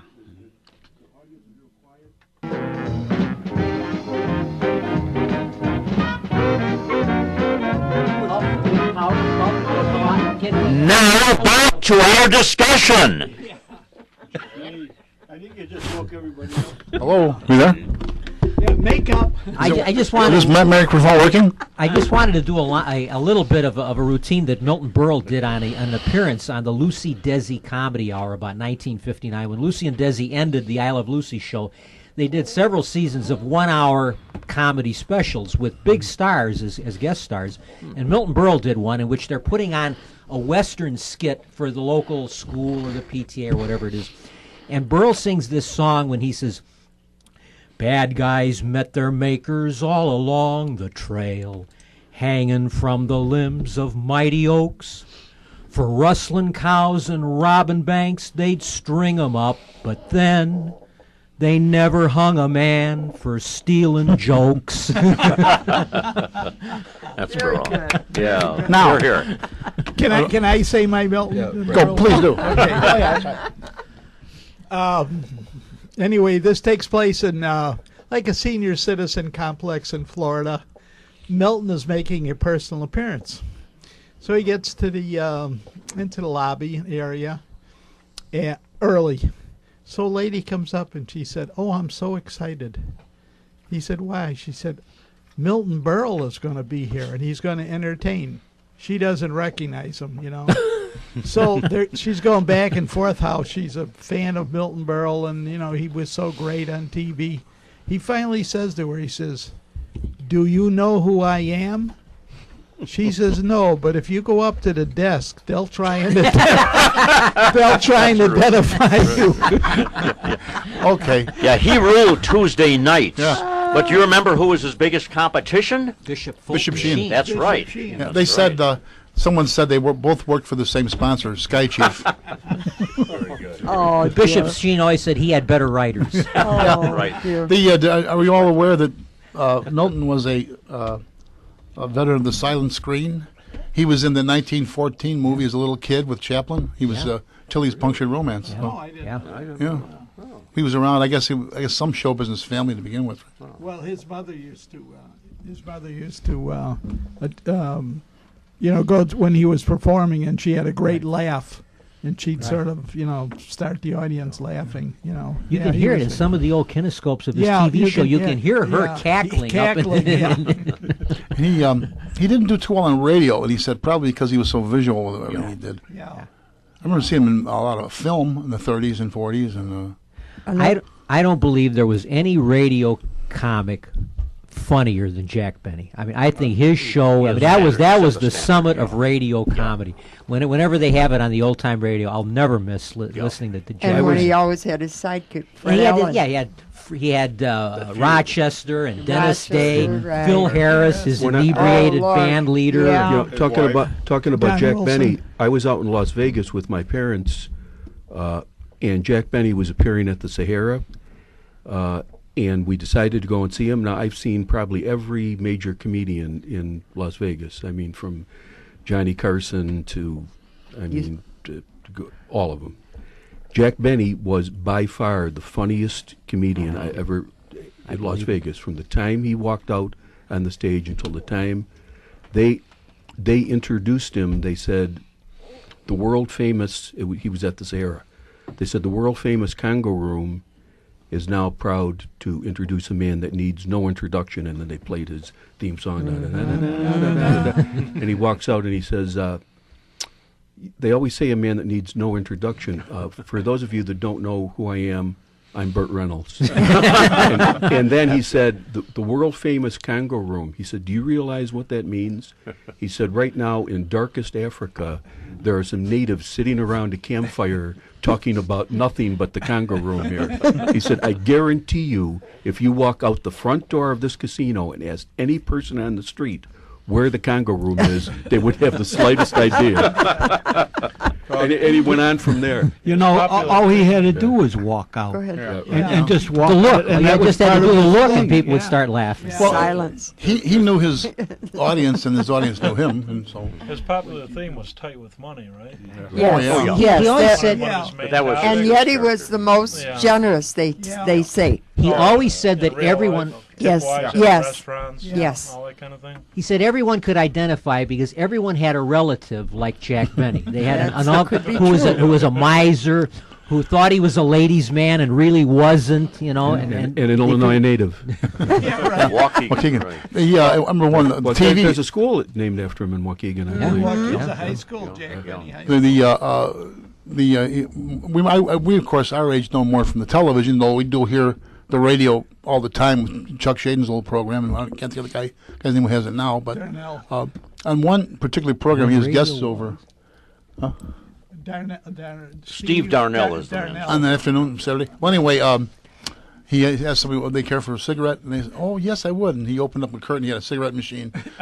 I was going to say he said he had a pop machine. Vault down in the vault. He had a pop machine in his kitchen. Oh, you want something to drink? You want a a beverage? Well, the pop machine is. Who else But was, you know what? He popular in didn't his have era? to. Was, He could do Fred that same Allen, thing and be just as funny on radio. Yeah, Little later. Benny, You you know, want, he Burns didn't and need Allen. the Minor TV. guy. Yes. Yeah. Oh, Fred Red Allen had this feud with Jack, Red this phony Skelton, feud with Oh, Jack yeah. Benny. And there was you mentioned about the school. They were before the school was dedicated in his honor. They were going to plant a tree in honor of Jack Benny somewhere in Waukegan. And Benny was supposed to fly there from Hollywood to be there for the dedication ceremony. The day of the event, there's terrible weather, something like what we had in Chicago. This is yesterday. a true story, or is it, This is a true Okay. story. And Benny was supposed to fly there for the dedication and couldn't because all the planes were grounded in L.A. And it was in all the newspapers that the ceremony had taken place, but that Benny couldn't be there. And Fred Allen that night went on his radio show and says, "Well, did you see the story today? You know, it was the first time in history that a tree was planted and the sap was 3,000 miles away." Was their humor. Fred Allen sponsored that rivalry to pick up on Benny's popularity. Oh, sure. And one time they were feuding, and Allen was a pretty, he wrote his own show pretty much. He was a sharp guy, and he gets a good one off on Benny, and Benny says, "You wouldn't say that if I had my writers here." And he and George Burns had a good relationship. Yeah. George would always get Benny to crack up. He would say something to Jack like, "Now, Jack, I'm having a very serious operatic singer on my program, and I don't want you to break up or laugh or interrupt her song. So sure enough, as soon as she starts singing, Benny's on the floor laughing because Burns had mentioned he shouldn't do that. Yeah. Do you remember when Jack had a young, actually she was a violinist named Giselle McKenzie? Giselle McKenzie. Right. Yeah. And he made a comment to her. He says, you know, people say we're having an affair. He said, don't ever say we did. Don't ever say we didn't. Benny would literally fall down laughing when somebody cracked him up. And Yeah, often was Burns. Yeah. Mel Blanc would always crack him up with his characterizations. And of C, course, Cyrus. yeah. Yeah. Like you say, George Burns would. Yeah. But he would literally like fall and like slap the floor. But I've never heard a negative or a bad word about Jack Benny as a No, person. One thing I heard No. about he was a him, very generous man. He was a very he did follow a script, and he said he wanted everybody else to follow the script. Oh, yeah. But the other thing was that he was a great concert violinist. And when on his program, he always Started loving Hit the wrong Blue, notes. Never, and squeak and Mel Blanc was there. Oh, Al brought up something interesting to be asked. Who in that little era were our comedians? And it Phyllis was. Stiller. No, she's No, more she a was little later. later. 50s. She Well, came in Yeah. the Jackie 50s. Jackie Gleason, you're talking about TV shows. Yeah. Oh, yeah. She was But one of we the got first we got to female- we got to talk about the honeymooners. Yes, that made it. Yeah. He got to start I as mean, the you life talk- of Riley on one. Oh, year. yeah. That's what He nothing did. of us remember. William that. Joan Bendix, yeah. Rivers. On the Dumont Network, probably. First with the finest in television. I think the honeymooners. There weren't really a lot of shows. No. You know. No. He did it intermittently. There was only Right. one season of 39 episodes Well, that but the they've been thing is- rerunning but the forever. thing But then is, he did other skits those- on his hour-long show Those shows. Now I've seen every one of them. We all have 1,000 times. 1,000 times. They're and still funny. You They're know, still you funny. know, you know what's coming. Yeah. And it still is Yeah. two classic lines that come to mind is when Jackie Gleason, Ralph Cramden, hires the maid, Oh, and so he invites Norton Oh, God, down, Ding-a-ling-ling. Carney, yeah. and he has the bell to call the maid. Yeah. So they're sitting there and they're going to have coffee. So she says something disrespectful, and he says, "I'll have you know that I am your employer and this is my guest." And she says, "Some employer and guest, the blimp and the simp." and then he says she walks over to get the coffee, and Norton picks up the bell that he had because he calls her to ring. You know, he said, "If you need the maid, just ring the bell." So Norton rings the bell. She comes over, and he says, "With my coffee, I would like 2 lumps." And she says, "You keep ringing that bell, and you'll get 2 lumps." the first time. Now that line, Good- I've heard that 1,000 times. But And you're correct. still, Yeah, it's so still real. hysterical. And good timing. The other thing about Gleason, a lot of people don't understand, he was a great concert conductor. He didn't know musical training too. Yeah. How about Joe the bartender? Oh, Yeah. Yeah, Crazy the Jackie Guggenheim. yeah. Well, he originally did that by himself. Yeah. It was Yeah. a monologue, and then Yeah. when he brought the show back, he brings Frank Fontaine in. Yeah. And he was very agile He for a was, heavyset guy. I always In his break moves up and the dances, skit when yeah. he's telling Alice about how his life has not turned out the way he wanted. He says, nothing ever went right for me. I never had any luck. When I was young, I was a little bit too slow to play baseball. I was a little bit too short to play basketball. I was a little bit too big to be a jockey. She says, a little bit too big to be a jockey? You were too big to be the horse. You remember? No, he used to. The other one was always he used to drink a lot, and he always said, "Oh, that's good booze." Good. Well, Yeah. another one of Ricky my Van Gleason the another third, one of my uh, favorites is when he thinks he's going to be elected the Raccoon of the Year. Oh, no The no raccoon. no the Exalted. vacation manager. Oh, of the raccoons. Yeah, for the raccoons. So Norton says to him, "Well, what makes you think that?" And he said, "Well, the Supreme Grand High Exalted Ruler called me today at work." and he says to Norton, "Has the Supreme Grand High Exalted Ruler ever called you?" And he says, he doesn't have to call me. He works next to me in the sewer. The other line he says about Norton, said, Norton's very good at speaking, on his feet. And he says, yeah, he's got to. If he sat down, he'd drown. I love it when his mother-in-law is sitting at the table with Alice, and Ralph walks in with this big suitcase that the gangsters have left. He doesn't know that it's filled with counterfeit money. And he puts this enormous suitcase on the table, and his mother-in-law looks up and says, "What's this, your lunchbox?" He wasn't afraid to take himself to brunt of those jokes like that. Yeah. The only thing that's a little jarring now when you watch some of those honeymoon episodes is his frequent threats to slug Alice. Yeah. Well, I'm going something. to send you to the moon. That bothers some people. Yeah. But otherwise, it still holds up. The earliest honeymooners, he had Perk Kelton was Alice and was on the Dumont Network originally. And he would actually say to her something like "drop dead."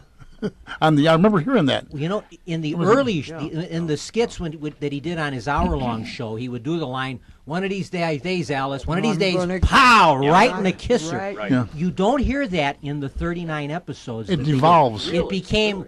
They already realized that was a little bit too over the top. So he would say, "You're going to the moon. One of these days, you're going." And that became bang zoom. Bang zoom. Made it a little bit less. It was still the same idea, but it wasn't quite as graphic as power. Well, apparently, There what was they three comedians that used to be the butt of the jokes. A lot of them.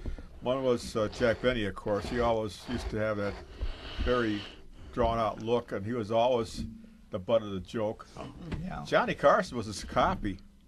Johnny Carson did all of his impressions, everything else Much of Carson. from him, and then of course you said that Jackie Gleason, but Johnny Carson took everything from Jack Benny. Oh yeah, the look, the Timing. stare, Oh, the timing, timing, yeah, everything the else. turning the head, and Yeah. what they did apparently with the honeymooners was all a part of the honeymooners as such was never a TV show on its own.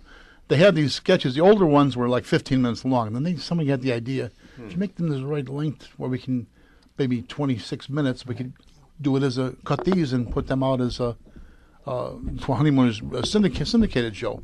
Because they all were appeared originally on the Jackie Gleason cavalcade of comedy. they call it. Cavalcade of Stars. Cavalcade of show. Stars. That's what it started. That, and then it was on Gleason and the CBS. And Jack Benny, I think, was the only big star to ever do a cameo on the Honeymooners, because there's one episode in which he's the landlord. Right. He's the guy that owns this dilapidated building, and he's there collecting the rent from What was that actor's name who played Carlos, the mambo instructor? Oh yeah. I can't think of the guy's name. He was a film actor. Ronnie Burns came on as a Ron is the goofy kid with the girlfriend upstairs that has to meet him in their apartment. It wasn't Ricardo Montalban. It was someone. And then there was a similar show. It was Donna Michi and Frances Langford. Oh, She yeah. was Blanche. Bickerson. And they would go to bed, and Nancy talk, possibly like me, and he would go into a snore. Oh, yeah. And that That's snore right. would get worse and worse. Now, you're listening to the radio, and it would just make you laugh. Because You think that I'm an ugly old hag. Yeah. I never said you were an ugly old hag.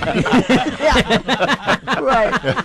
So that had a same kind of a jarring to Yeah, it. that was great. Yeah, it was always funny. Was that an outgrowth of some other show too? A sketch that became its own? I think it was on. Fred Allen or something? Not Fred Allen. They were. I think Edgar Berg and Shelley McCarthy, I think. Okay, maybe. I think so. They were just the same way the Great Gildersleeve was spun off from Fibber McGee and Molly. Yeah. He started out on another show, and then the he was Bickerson always started funny with out, that. He moved to Waterfield. Was it Summerfield he moved to? I think it was Summerfield. Yeah, he became the water commissioner. Water commissioner was amazing. Well, Leroy. Yeah. Then you have Lucy and Desi. I mean, you started getting these couple. One was comedic and one was. She had a radio show called My Favorite Husband, which was pretty Richard much Denning played I Love the, Lucy. And they couldn't lie down in the same bed. Yeah. They couldn't lie down in the same bed. No. Neither could even Dick Van Dyke. They were in separate. They were in separate beds. Well, I forget. once they That's a good did, trivia question. Who was the first couple to was sleep it? in the same bed? I don't. I heard this at one time. Who was? but they had to put one foot out of the bed Always. Or when they went to bed. right. I didn't know you could do it that way. I didn't know either. And I don't They even screwed think up you the whole could sit on the They'll bed. give you something to Somebody work had at tonight, Jen. Yeah, it's crazy, isn't it? Times I know have that there changed. was from that era. It might have been Ozzie and Harriet because they were really married. They were allowed. So were Lucy and Desi. So were Lucy and Desi, Yeah, but they they still were had them really- in separate beds. But there actually was a show very early on in which they did have a married couple in sleeping in the same bed. But Ozzie and Harriet was funny, and the sad part about it was Harriet was a smoker, and Ozzie died of cancer. Throat cancer. Well, he was And it can he was a happen. little fitness buff too. You know that? Did we ever find out what he did for a living? That was the joke. Yeah. They did an Ozzie and Harriet movie, Yeah. in which it's the same characters. Here come the same Nelsons. kids, and he's an advertising man. He's an advertising. He started out. He went to law school and got this band for summer work, and he found out he was doing better with the band. Yeah. And he married Harriet Hilliard, the The vocalist. vocalist. Harriet Oh, Hilliard. yeah. But she had made some movies too. She's in Oh, Follow yeah. the Fleet Follow with, the with Fred Fleet, Astaire yeah. and Ginger Yeah. Rogers. Yeah. She And was- so is Lucy. Lucy's in that film too. Yeah, she was in another That's what movie, they and I were. just. By the way, you're talking about. Somebody said, what was it? Dean Martin's show they didn't rehearse. Well, Jackie Gleason never rehearsed much either because No, he he didn't had like- a photographic Yeah. memory. He was a quick study. They said. Yeah, he'd read the script, and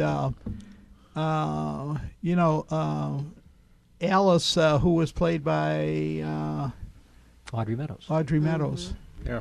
She auditioned for the part, and of course she's sort of a high class dame, and they said no, they wanted a Pert Kelton type, Yeah. and then she came back and she did no makeup. She had and- mussed her hair up. yeah, and- must have happened. She got the job, so they said okay, and the show was broadcast live on Saturday night. Did you realize what a feat that was for any of those show of shows with Sid Caesar, Yeah. Jackie Gleason? Who else was on there? Oh, Who else did we say? Milton Berle show, Red Yeah. Skin, whoever it was. There They were giving you Texaco essentially, Star Theater. Yes. like a Broadway show every week. Yeah. a different- Right. And that's what killed something. What hurt these guys, they had been doing the same act for years in sure. vaudeville. They could go from town to town, and by the time you came back to the same town, people had forgotten that act. Yeah. But But you went not on on- TV, and millions of people saw it once, and you could never do it again. Well, that was what Yeah. ruined the so-called When you went to Sunshine Vegas Boys. and- You know, It was the funny at Chip and Dale or one whatever. point. Yeah. But anyway, so Smith and Dale. Smith and Dale. Chip and Dale with the Chipmunks. I'm Chip, I'm Dale, we're just a Anyway, so Audrey says, okay, well, when do we rehearse? Well, they'll let you know. Monday, Tuesday, Wednesday, Thursday go by. She finally says, where the hell is Friday? Where is Jackie? Oh, he's over at 21. Shores. Yeah, Toots Shores. They had this actor who played. He played. I think it was Seinfeld's father on the show. His name is Barney Martin. He's dead now. He was Gleason's stand-in. He sort of resembled Gleason. He was a little smaller. He was a New York City policeman too. Was he? Yeah. Well, there's hope for me yet. I doubt it. But anyway, he would fill in all the time, and just for when the rest would rehearse. As you said, Gleason was a quick study. You look at it, and he liked to be fresh like that. Yeah. Who else was that way? Was one of my heroes, George Reeves. He was like a quick study. Look at with the Superman. For any of you who don't remember, the real Superman of television. He was sort of a weirdo, though, wasn't he? How did he die? That's still a bit of a To this mystery. day, Well, nobody knows they're for not sure if it was a mystery, movie on suicide or not. Didn't he lock himself in a refrigerator or something? No, I thought it was the guy was that- wasn't it Kryptonite that kind of. Was there a movie that preceded the weekly show, Superman show? Yeah, Was Superman and the Mole Man. Was he Yeah. in the movie? yeah, Yeah. The Superman original movie? and the Mole Men. Yeah, that was kind of like a kick. That'd be kind of kick the cool to series see off. that. They cut it into movie. two episodes and made it The two Unknown half-hour People. Well, episodes. that was always true with the serials. They had Oh, the movie serials. houses. Oh, Jeez, they used to 40s, go. Oh, yeah, just when they were falling off the cliff. Yeah, and then the next one you Yeah, say, next "Oh, he one. didn't fall off." The You find out there's a branch right under the It's a cliff that they branch. fell into. no, Yeah. I thought George Reeves had, wasn't he, didn't he lock him? Who was the actor know. that locked himself in a refrigerator? I don't know. George Superman? Reeves was sort of a... Nanook of the North. Betty Furness. That's a stupid way to kill yourself. Betty Furness. Well, if you slow. watch the flying scenes in Superman then, and you watch the flying scenes now, Oh, Yeah. Oh yeah. Yeah, It's they- 60 the wires, 60 plus yeah, years yeah. of technology. Well, the other thing. The new difference- Superman movie is out now, Man of Steel. It's the- I haven't seen it, but we had the Don't want it. casting call Here. over at the museum, Why don't you tell me? and I did. And there are some. They notified me the other day Well, you were in that, weren't there's you, some Jeanette? more. Yeah. There's Is some the more movie you were in? coming up too. They're going to gonna make continue another one? this Man of Steel. Oh, thing. they? Yeah. Let me know, will you, this time? Okay. Please. Well, it was always funny. They had Gotham City in movie, and they missed the sign there that said Chicago on it. Oh, missed that. Here, I did see Man of Steel, and here's my impression of it. Yeah, they changed the costume. How can you Well- change Superman's costume? I heard It's that. un-American. Yeah. It's un-American. Shocked. Yeah. I mean, he had No more this, phone Oh, booth. they this don't sense have of to- double it's not modesty. The same look, the costume. No, well, they it's- took the trunks The away. red, the red This, shorts, you know, yeah. the red. Well, briefs, yeah. the other problem was they ran out of telephone booths. I'm just going to say there are no there's no Those Clark telephone Kent boots looks the same? anymore. Yeah. They Clark did Kent. that. Alter ego, yeah. In the Christopher Reeve film, they Yeah. do a skit, and with the first time he's going to turn into Superman on the streets of Metropolis, and he comes up to a phone booth and kind of looks at it and decides, "No, I'm not." It's gonna just do-" a shell, Yeah. the top part. But the then first he- shot, it's in tight, but then It's it not. backs It's up. not a 1940s booth with a door and all that. How does he change? Do you remember? It spins around. In a That was Wonder Woman. revolving door. around. Yeah. Yeah. But Al asked about the beginning of the movies and let's say our time now. At that time, they used so many props, like, even a mountain or anything. It usually was a prop, and now they go on location. They go right to the city or that, like here in Chicago. It's becoming a big film Very few industry. films Right. in the classic And era that- were filmed They'll on paint it location. over. They were all they'll do filmed on that, the but back they'll lot. use that air, And they go from So- that to the green screen with all the computer generated now. Yeah, or like you see a driving scene and they're totally talking to each other for the whole. I mean, Well, they have yeah. 40 They're not watching the crash-ups. road. Well, Where so now, many, so so many you see black too and white. much. I like those old driving Yeah, scenes. yeah. So many of the Background. detective Right. films and The crime trees films are of the moving, 30s and you know, 40s it's like funny. take place in New York City, and they're not filmed in New York. They're all filmed in Hollywood, but it's all supposedly New York City. There you are. All these cops and private eyes, it's always New York, That's but it's all filmed on a back Yeah. lot. Well, and the other thing that was always funny, night scenes when they're filmed at night. They're all filmed in the day, and they just They put a lens over it. They put a lens over it. Yeah. it was You know, darkened Well, film. you know, that's all. night scenes in movies. I don't know if you know this, but the reason I know it is I just happened to be working when they were filming. I think it was The Fury downtown Chicago, and this was filmed at night, and they were hosing the street down. And I said to one of the people, the technicians there, I said, "What are they doing that for?" He said, "You're a cop, and you're not that observant that you don't know." I said, "What are you talking about?"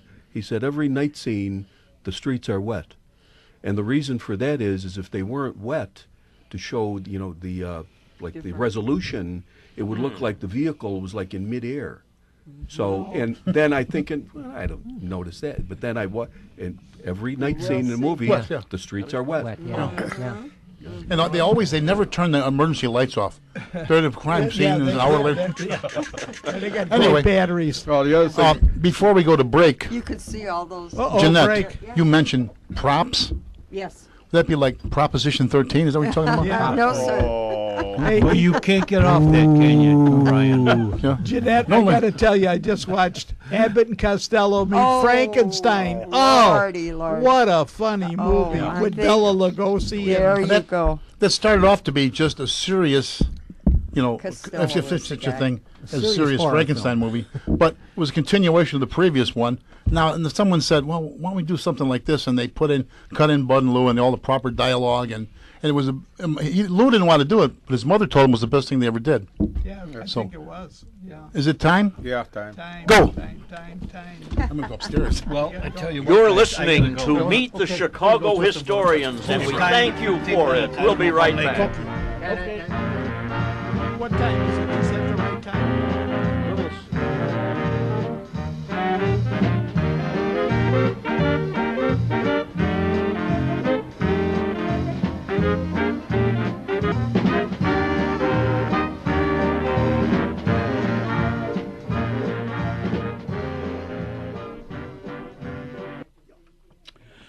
Are you looking for a real good place to have lunch or dinner? Well, I have the right place for you to go. And that is Sorrento's Village Restaurant and Pizzeria, which is located at 2318 North Mannheim Road in Melrose Park. Now, every Friday from 5 until 8:30, you can enjoy all-you-can-eat buffet and pasta bar. A perfect way for families and friends to enjoy a delicious fresh meal together for just $12.95 for adults and $8.95 for children, 10 years and under. Sorrento's is proud to introduce its Friday night buffet with pasta bar made to order, fresh pasta with your choice of vodka, 4 cheese Alfredo, or marinated sauces, plus Sorrento's meatballs and sausage, and a buffet that is bursting with flavor from Sorrento's risotto, seafood, and chicken dishes, and a variety of Sorrento's pizza and full salad bar and garlic bread. Again, just $12.95 for adults and $8.95 for children 10 years and under. All you can eat, so you can also enjoy their affordable, fast, perfect, full-service catering. Catering might sound expensive, but when you choose Sorrento's, we do the work and you take the applause for a memorable party for every occasion. Use one of our beautiful banquet rooms accommodating 20 to 200 guests. Many catering orders can be prepared at the same time or within 24 hours. And no other lunch buffet is like it. Sorrento's weekday, Monday to Friday lunch buffet is perfect for businesses and get-togethers. Soup, salad, pasta, vegetables, freshly baked bread, meat or fish, plus dessert. Call 847-455-9440 for group prices. On Tuesday, purchase a regular price soft drink and enjoy a famous buffet at half off. Remember, for the best food in town, go to Sorrento's Village and Pizzeria, located at 2318 Manheim Road in Melrose Park, just south of Fullerton Avenue on the west side of the street, and plenty of free parking. You can call Frank or Sam at 847-455-9440. That's Sorrento's Village Restaurant, located at 2318 Manheim Road in Melrose Park. Call 847-455-9440. That's area code 847-455-9440 for the best food in town or for more information. And you will be very satisfied with their food. Sorrento's Village Pizzeria and Restaurant, 2318 Manheim Road, Melrose Park.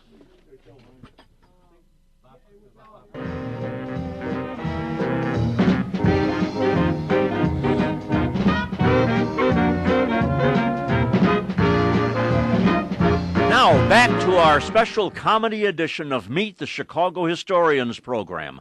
Jack? What were we talking about? Well, we're getting a little bit off the subject. Getting back to the funny people who we think of with the film and getting back to film, the silent days, of course, a lot of that isn't as appreciated. Maybe it's getting more appreciated now. A lot of times we would see silent movies on, say, the noontime in our day, Uncle Johnny Coon show or something. They would show, but a lot of those they minus the title cards, so it wouldn't make as much sense later. So it'd be shorter also. Okay. But now they're true students of the film. They bring all these things back, like the Chaplins, obviously, and a few others. Keaton, Harold Lloyd. Yeah, all that started. Laurel in and Hardy Chicago. were great silence. And Right. That was all in Chicago. They said that the trouble with Laurel and Hardy, the only thing was no one liked them but the public. I didn't care for them that much. Well, that's a good point. The film industry basically was started here in Chicago. E&S Studios. S&A Studios, Yeah. And I Sealy. understand they are building a film center and stage so they can do the films along about 119th and Commercial. Oh, yeah. Right in, They have one. They have one out in the west side where Ryerson Steel. Ryerson is. Steel, right, I was going to say. 16th and Rockwell or so. Right. And, yeah. This will be We a got, whole, bringing yeah. the film industry Well, here. yeah, the whole problem with the film industry was at that time was that it got cold here. That's Well, and that's the, true. the sun They didn't come always out say that. either. So they, Okay. yeah. You know, Ken, that Yeah. building that you just talked about. Yeah. That's on lumber about what? No, that was around. It's part of Ryerson Steel's old building. I'm guessing around 16th and Rockwell. That's right. Yeah. Well, Yeah. that's building used to be a big warehouse. Yeah. And inside of it, Cinema took over that building, and that's where they filmed Chicago Fire. Oh, okay. Yeah, that's right. Because in May, May the 10th to be exact, the 511 Club was 60 years old, and the Commissioner Santiago got us into that building over there, and that inside this big warehouse, they actually have the firehouse built right in that building over there, and that battalion chief, that whatever his name was, Yeah, black guy. yeah, okay, his desk. I sat behind his desk, and Kevin from the radio station WRHS, he and I, we walked around and we sat at the kitchen table where the guys sit, and all that filming was done in that building over there. Building, yeah. But then when they pulled out of the firehouse, then that's Engine 18's house over there on Blue Island. Yeah. Yeah. The original Yeah. they used. Yeah. That's all. That industry is just wonderful for Chicago. Oh yes. If the politicians wouldn't get in the way of it, Well, I prosper. don't know if they. Well, look at. Beck, our mayor's brother, is a big producer in Hollywood. Yeah, Maybe right. it helps a little bit, yeah. They've got another series, basically a spin-off called CPD. that Yeah, they're filming now. Yeah, I have a son working on Yeah. it. They're getting a Chicago laugh track PD, to them now. Yeah. And- One I of the got to things. look at Oprah Winfrey's studio for a long time was the Yeah. Armory. Yeah. Yeah. Yeah, Rosie O'Donnell Was got it the one involved on in that. Oh, Kedzie? she was. That I Army? don't remember. No, it's not She it. didn't What, make the it. armor? Or way down Yeah. in Roosevelt. Who? Oprah No, it sounded like Winfrey? what Randolph Washington and Aberdeen. or right. Washington. Okay. Yeah. One of the things. Those- One of the And things then, I came Rosie across. O'Donnell came in, and she Oh. was sort of a pain in the butt, and she said, It's "Nobody hard will to come here, believe. but you got this Windy City Live. that They us? have stars coming in there, Sure. and other local stations have stars coming in. I guess Rosie O'Donnell was not liked too well by the rest of Yeah, the people No, it seemed to I guess serve she- Oprah pretty well for a long time, didn't it? Yeah. Yeah. for many years. But maybe that's as she said. Rosie's probably alienated herself with her own. I didn't. Yeah, Yeah, I hope it- I understand that the crew there hated her. Yeah. She didn't have a good. And she had a house in Lakeview that she sold for like $2 million around Grace and Southport. I was surprised to learn that in the early days of silent films, there were no stars. Actors did not get their names on the titles of the film. Charlie Chaplin, his name wasn't on it. Well, that was a little later. Actors were considered to be unimportant. They were just like employees. They were no different than the stage hands or the crew. The name was the director. I mean, this is why we still have this idea that the director is the director, big. yeah. It was so and so presents, and then the name of the film. D.W. Griffith Yeah, or yeah, whoever right. it was. W. Yeah. Griffith. So you didn't Max. see, This you was a didn't Max see Charlie Sennett film. Chaplin's name on the top? You Not Well, at yeah. the very beginning. At the very No, he- beginning, but- actors were. It was very early on. That I think it was. In fact, I think it was one of the female stars, someone like Theda Bara, that was big enough and was popular enough that she demanded that she get her name on the movie, and that's where the As far as concept a of the comedian star- goes, John Bunny was the first comedian to get any kind of real screen credit, and he's pre-1910, right around there. He had been on the stage for years, you know. Well, What I mean, did if it you cost to go see a movie back then? Dime. Probably a nickel. Nickelodeon. Nickelodeon, yeah, the Nickelodeon. Nickelodeon, yeah. but you know, if you Popcorn was a normal We price. used to go to the show was two Another day. main features, Nickel. a series For popcorn? plus cartoons. Surreal. Sure. Yeah. Newsreel. Candy Yeah. bar. And that was nickel. Newsreel. Soda pop. A nickel. But don't if you look at it, talking about the actors, they're actually the least important Say it, person on the set. And that was the attitude that I they mean, had. The actors yeah. were You just could- you employees. could put They were just anybody- workers. I mean, they don't film the movie. They don't write the don't write- dialogue. They No. don't No. do the costumes. Yeah. They don't do the makeup.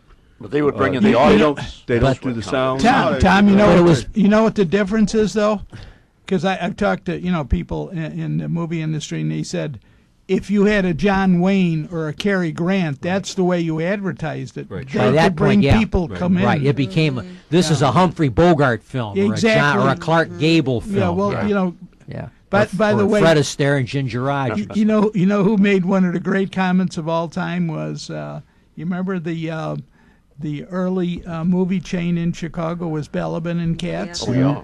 Well, one of the mothers there, they when they were thinking about it before they had built the theater, they took her to Nickelodeon, and when it was over with, and they came out, and she said, "I like that," and he said, "What did you like?" And she said, "You get the money before they come in." And that was the truth. You know, you go to a store, you don't start paying anything, but you go to a movie, you have to pay to get in. McDonald's does that to you, though. You got to pay and then they bring your stuff. Is that right? Yeah. Oh, I Pay didn't before know. and after. Yeah, you pay, all right. Someone's got to paint the gold on the golden arches. You know what you say about the stars is true, though. Like, whoever heard of Charles Ogle? You know, I mean, Charles he was Ogle? Frankenstein in the Edison Frankenstein movie. He was a monster. Oh. So, The names, Well, the names the weren't other up question- on- names The weren't on the silent screen. movie? Yeah, Yeah. Well, the 1910 or something. The like that. original Frankenstein movies were silent? Yeah. Oh, yeah. well, John Wayne only made one movie that didn't make money. And I think that made Yelmo? money That for had him. to be the first one because No. he made What? some movies in the 30s where. Yeah, only one movie. What? That was the Green Berets. Oh, really? That was a Yeah. great didn't- That's what the movie. claim. That's what the claim was, that he The made money on 1968 every or movie something? except the Green Beret. I think That's I made hard to money believe. later on. That It's wasn't hard a- to believe. reruns, that but wasn't a, It's hard to believe that popular that point. I first mean, topic anything on John show. Wayne made in those I days, know. That he was had. a cool movie. I saw Yeah. that. Well, I'm just saying what they You claim. ever been to Southeast Asia? No, I haven't. Yeah. What about Huh. maybe His maybe name Duke, was Marion. Duke Morrison Yeah. might have made a few that didn't make some Morrison, money. Mike. Michael Well, I don't He know. was that They- name in they- the early they days. claimed that he made money on every movie he ever made. Aldo Ray. Yeah. Well, Oh, Gene Autry, and then you got Roy Rogers too. They made a lot of money, Oh yeah. but they were all serial for the most part on No. TV. Oh no, Oh, they made John Wayne made a whole individual bunch of westerns public, in the movie. In the 30s. 30s, yeah, 30s. let the old what they call shoot 'em up Shoot westerns. him up, and yeah. one was so funny. They got a posse Singing chasing Sandy. chasing a bad guy who was driving a Model T Ford, and the horses are chasing him. And I thought, how goofy can you Well, get? You know? there was an article about why all the people in cowboys always wear hats. Why? Because they couldn't remember if they had hats on or not, so they all made a rule they wear a hat. wear your hat. And the good guys were white, and the bad guys were black. Basically, Like that's that. it, right. Yeah. Those were the Lone Star westerns he made a lot of. He was the first singing cowboy, I think. John Wayne, Singing Saunders was the Sandy. one. Yeah. Oh yeah, Singing oh, I Sandy. didn't know Singing that. cowboy. And then he was in some where he was with two partners that they called the Three Mesquiteers. Yeah, was it, Mesquiteers. Anybody remember those? Mesquiteers. Yeah. They had they No. were Republic pictures. They had like 27 cast changes over the years. He was with the one I saw was he was with Ray Corrigan and Max Terhune was the guy with the he was Lullaby Joslin. He had the ventriloquist dummy. Oh, Max Terhune, remember that? no, Max Terhune. no. He left that and he was called Alibi something somewhere. He used the name Lullaby because there was a story that Three Musketeers were made. Based on, but that's getting off the No, subject. well, you know what happened? The dummy left him. That was Yeah. it. And Yeah. when- He then walked out yeah. because he got more money from Yeah. Edgar I Gordon. was like Gabby Hayes myself. Oh, yeah. Yeah. George Gabby Hayes. Yeah. Edgar he was always Buchanan. funny. My Edgar- favorite. yeah, I former like Edgar dentist. Buchanan. Yeah, He was he's a a dentist, former you know. dentist. Yeah. just to reminisce for a second, we were hate asked dentists. how much were shows in it. I can only speak for myself. We had a neighborhood show, and we paid a dime. Yeah. And a candy bar, way bigger than today's candy bars, were nickel. Yeah. Yeah. And most you'd ever pay for popcorn is a dime. You know, Yeah. small box, big But look box. what you- Well, they your still dollar had bill. Then you came out and you either got a dish or a movie star's picture. Dish night, yeah. Yeah, And dish night. or a Yeah. new product like peanut butter, a certain box of soap, or yeah, It was wonderful. Or Just they wonderful. were arresting John Dillinger. Or down at the Biograph, Yeah, right? right, yeah, You know, yeah. but You I didn't mean, have to turn off your cell But remember, some of that was pretty phone. big money in those yeah, days. no, yeah. no cell Keep that in phones. perspective. Yeah, well, For you're sure. making, if you're lucky, you're making 40 cents an hour. Yeah. Right. If you're Oh, are lucky. you kidding? But to add to that, we had our downtown and better shows that always had the main State move. Lake, There was a State lot United, of Lake. United Artists. Artists. too, right? One Roosevelt. dollar and a quarter. A lot of the Yeah. movies had an intermission. And you got a big The longer stage ones. Oh, yeah. show with that. Yeah. A main movie star. I mean, you got Sinatra, you got everybody. Yeah, talking about Martin and Lewis, there wasn't Chicago Theater. you They could had s- and they you were so could stay popular. They had all day. a mob scene Yeah. down there. Sure. Yeah. Well, there's a few of those Oh, around. yeah. Yeah. You just waited for. Jeanette, You were probably about the you know what they last used to live do performers at the in Chicago our in the early neighborhood, 50s. like I on think. Saturday, it was all, Yeah. you know, kids went there. You don't Yeah. even know what the movie was Yeah. about. You know, it was a And there wasn't doubleheader. a seat left. Was No, there? but what happened if for the second feature, you know, which I think the theater started about 1 and about 3 o'clock or so was or whatever 3:30.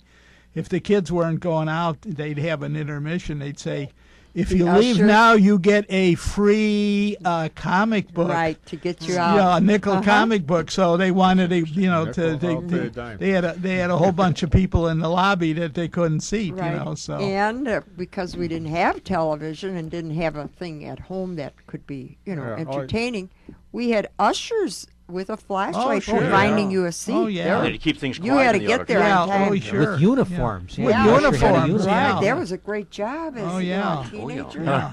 Our gonna be an our usher, local show, you know? Tom can Yeah. back me up on this. Our local show is the Ogden, 63rd and Marshfield, Ashland there. Oh. And it seemed like the ushers at the Ogden were little wimps who couldn't do anything else in the world. They were high school boys. But, You pushed them but around. they I were bet, like didn't they you? were like the little Gestapo in there. Oh, yeah. Oh, 98. Oh, yeah. No. What are you looking at? Yeah. Yeah.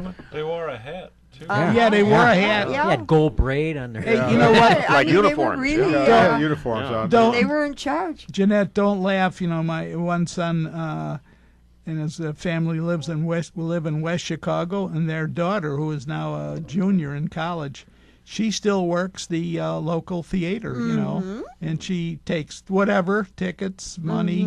You know, and acts as an usherette, and she loves it because she sees all the movies. All the and movie. when she Look, comes, that's her perk. yeah, all Well, summer she'll work over there, and you know, Well, that's true with a lot of people that volunteer at the various stage shows downtown. And the Exactly, operas yeah, and yeah, everything. Those yeah. are all Yeah. volunteers, Yeah. but you get to see all the plays. and, Yeah, you know, right, It's a yeah. good thing. Docents, you know, and I just saw the what boats and everything. the It's a the wonderful Christmas thing. Carol at the Goodman Well, Theater. docents are a little more work to They're well, they have to have quite a bit of knowledge too. Yeah, most of Yeah. them are equivalent to a master's degree because my But- wife looked into it, and then she's a tour guide over at Frank Lloyd Wright House Okay. studio. Oh. Well, that's And my point. There's so many they're not potentials.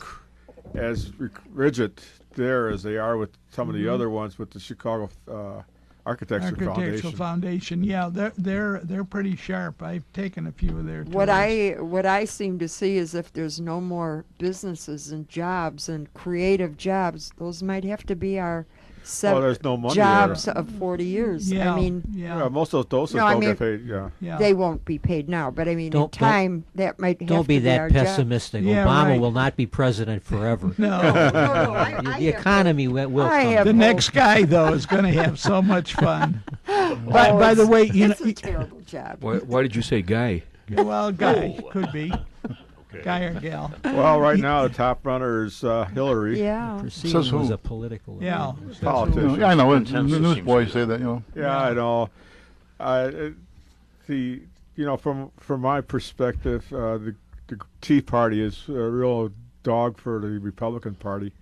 They are ultra right, and the problem with people now is they got two choices: ultra liberal or ultra conservative. You don't have anybody really in between.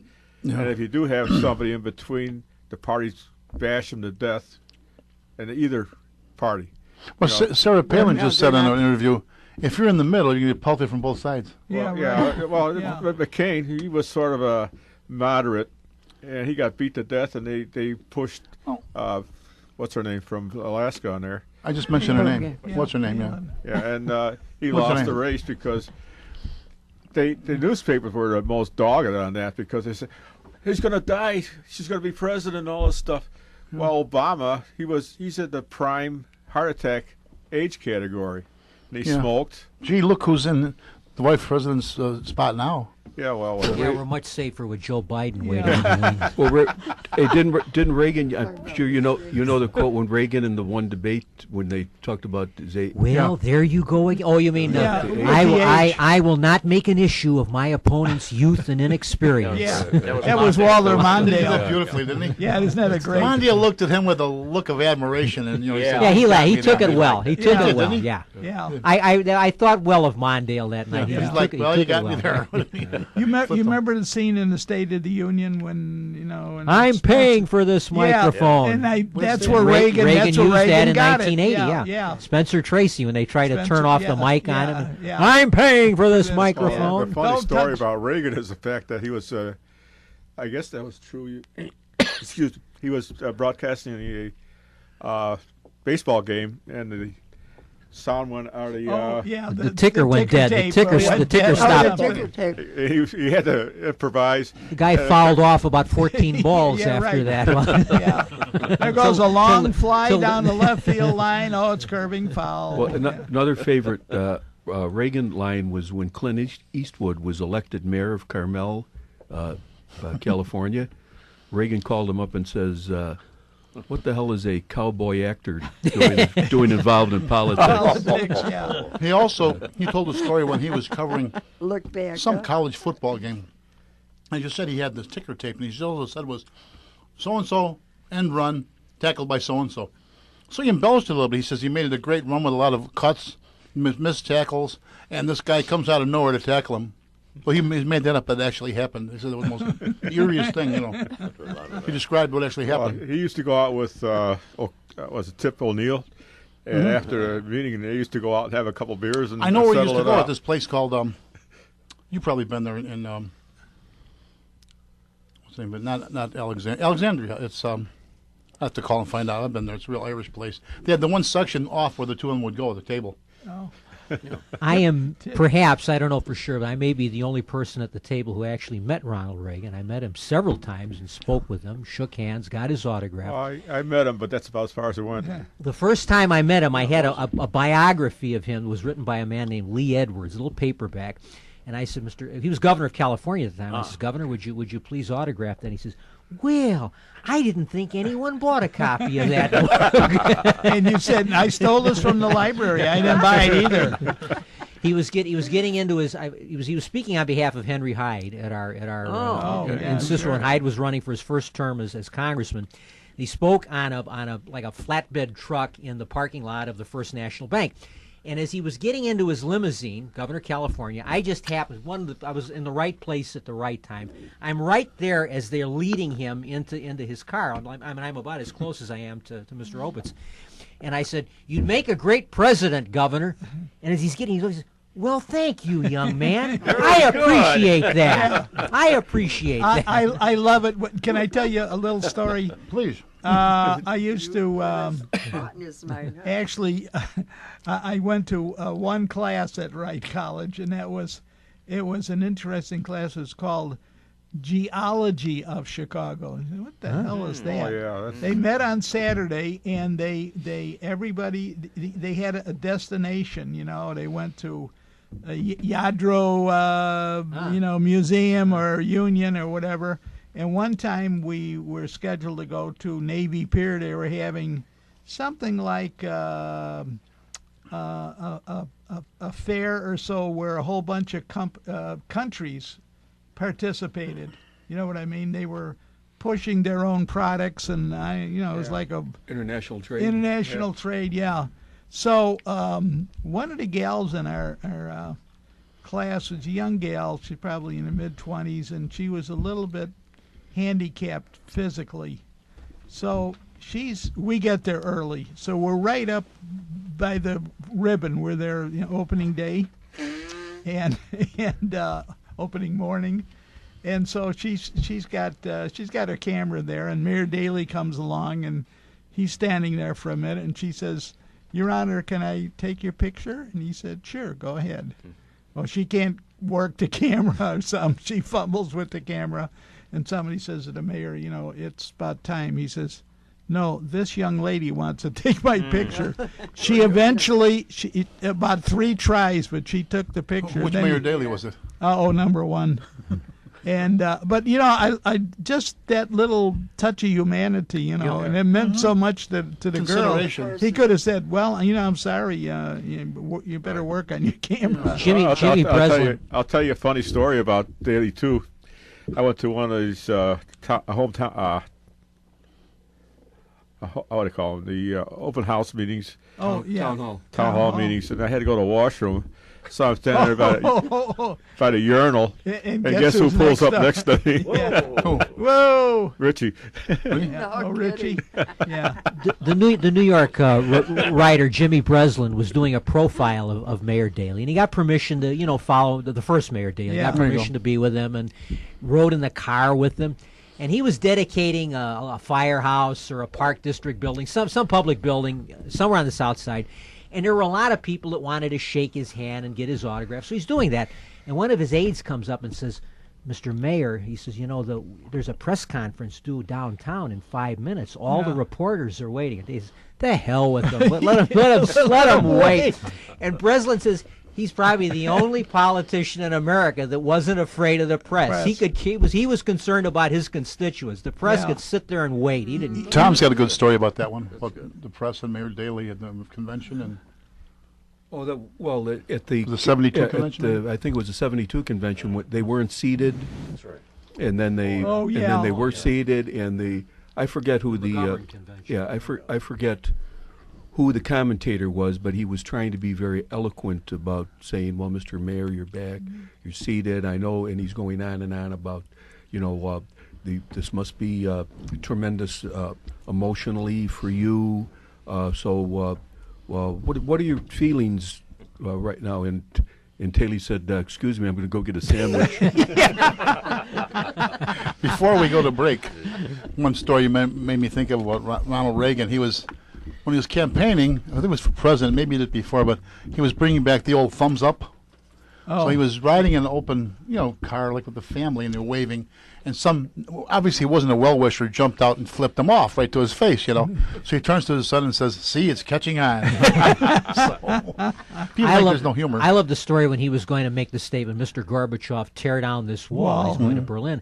And the State Department has a fit. The White House staff, they don't want him to say that. Every secretary was against it. They were afraid that you're going to offend the Russians. The media's not going to like it. So they finally, the day of the speech, he's over there getting ready.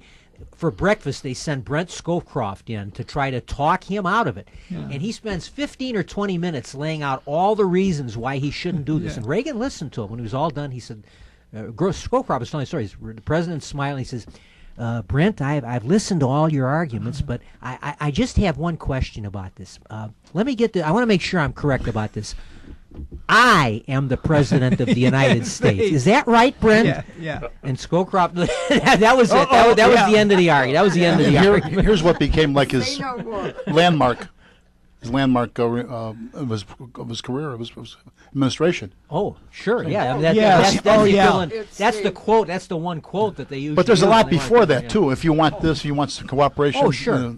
Mr. Gorbachev, tear down this wall. And now we have a community organizer going up against a KGB officer. I'm sure. Yeah. KGB means he was what now? An Eagle Scout now or what? Yeah. Vladimir Putin. And you know, KGB. They say that speech by Reagan was so heartening for people like in Poland, and you know, they haven't forgotten it. But by the way, I'm just gonna go off base. Time. Stay, don't go yet. Hold that thought. Hold that thought. Now for a brief intermission. You're listening to Meet the Chicago Historians.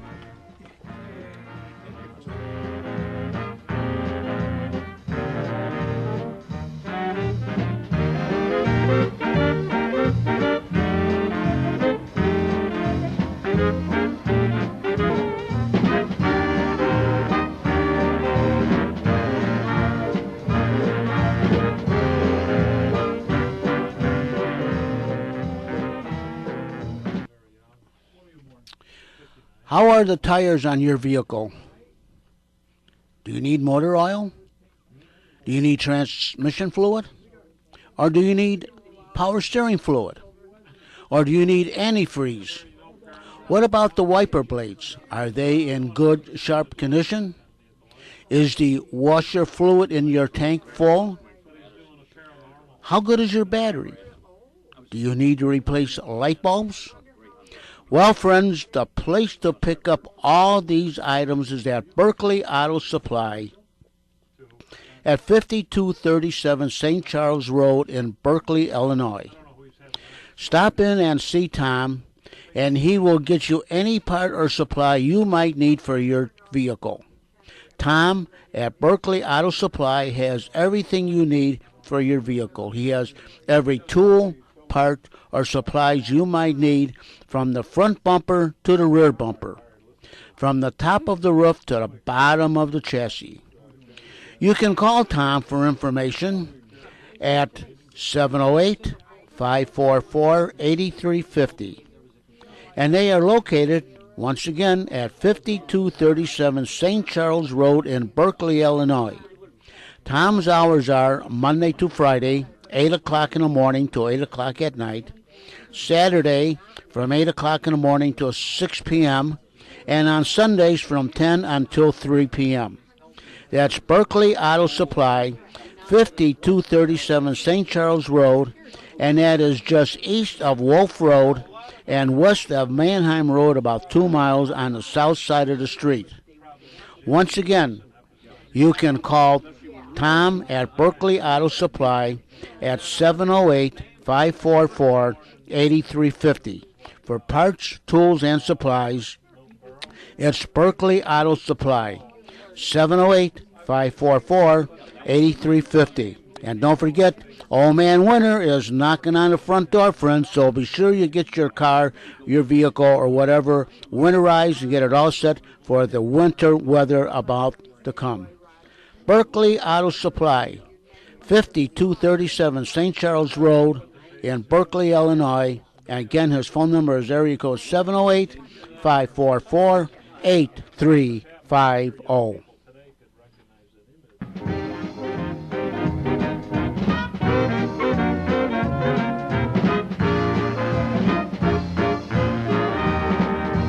Now back to our show.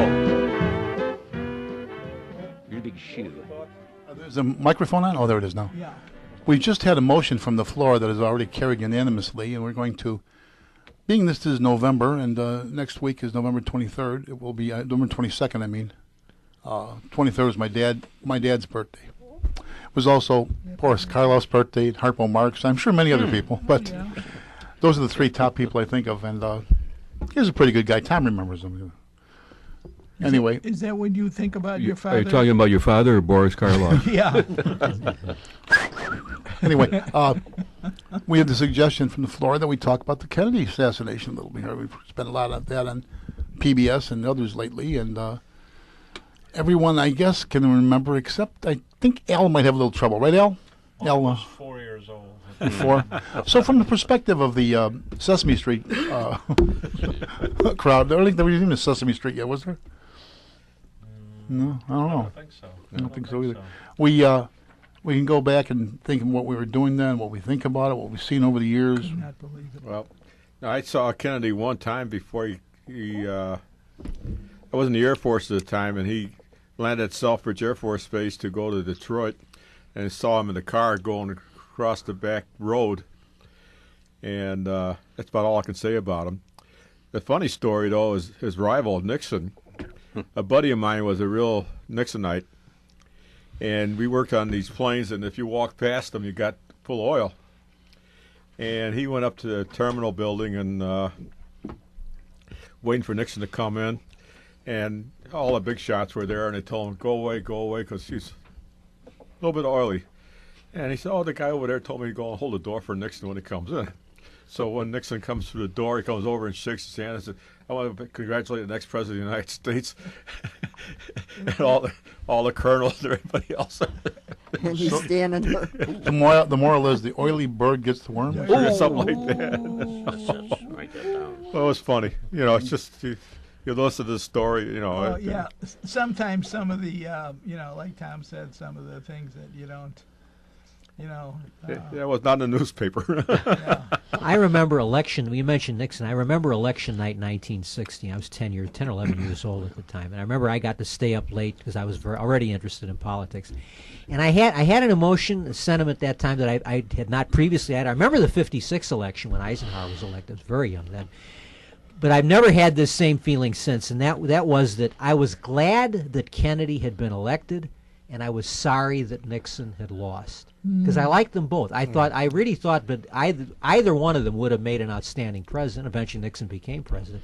I've never had that sense about any presidential election since then, in which I thought that both of the candidates were, equally well qualified to have been president. From my perspective, Nixon was downplayed considerably by the newspaper, but the real problem he had was he won the debate on TV, but because he sweated so much, he lost the show, I guess the way to put it. They said he did all the proper things according to protocol, the etiquette of a debater. A real debater. Where Kennedy played right to the camera. Well, they said if you listen to it on radio, Nixon people won. thought Nixon had won. That's right. Mm-hmm. That's right. Well, I know someone who was interviewed right after that happened. That was that very first night. I was sitting at home. My mom and dad, is it Monday or Thursday?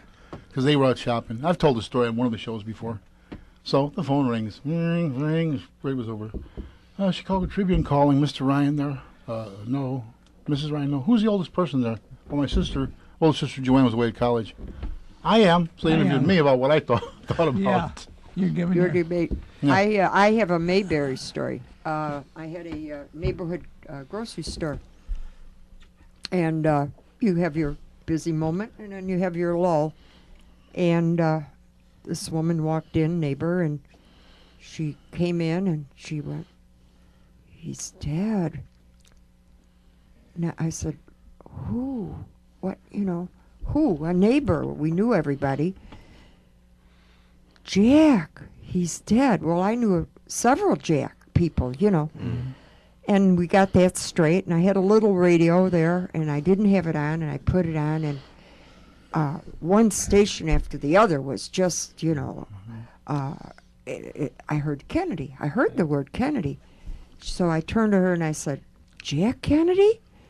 What happened?" That kind of reaction. Yeah. Well, anyway, within an hour of that time, and possibly much shorter, my store had to have 50 people in it crying, Wow. confused, each one with a different story. Yeah. And we were just like helpless people that just lost our brother or sister or mother, or, Your and, leader. Your leader. Right. All the politics went away, all the debating and feeling. We were no longer Democrats or Republicans.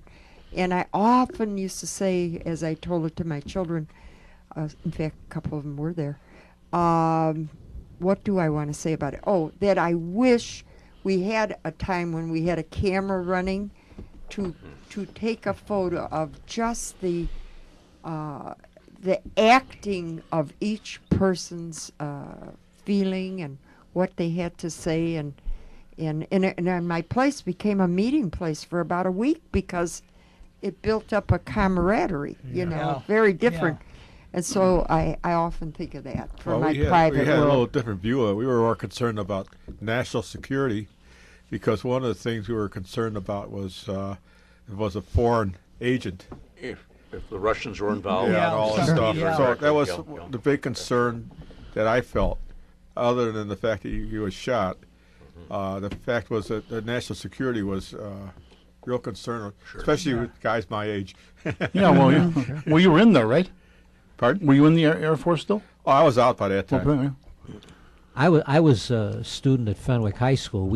Our class had just come back from lunch in the cafeteria when we had the speaker in each room, and the microphone was in the Dean of Discipline's office, and he came on and announced that the president had been shot, and that that they didn't have any further word. And then about 20 minutes to a half, whenever you're stunned, you're just sitting there stunned, absolutely stunned. I remember much in the way of conversation, and then I remember him saying, "We've just received word that the president is dead."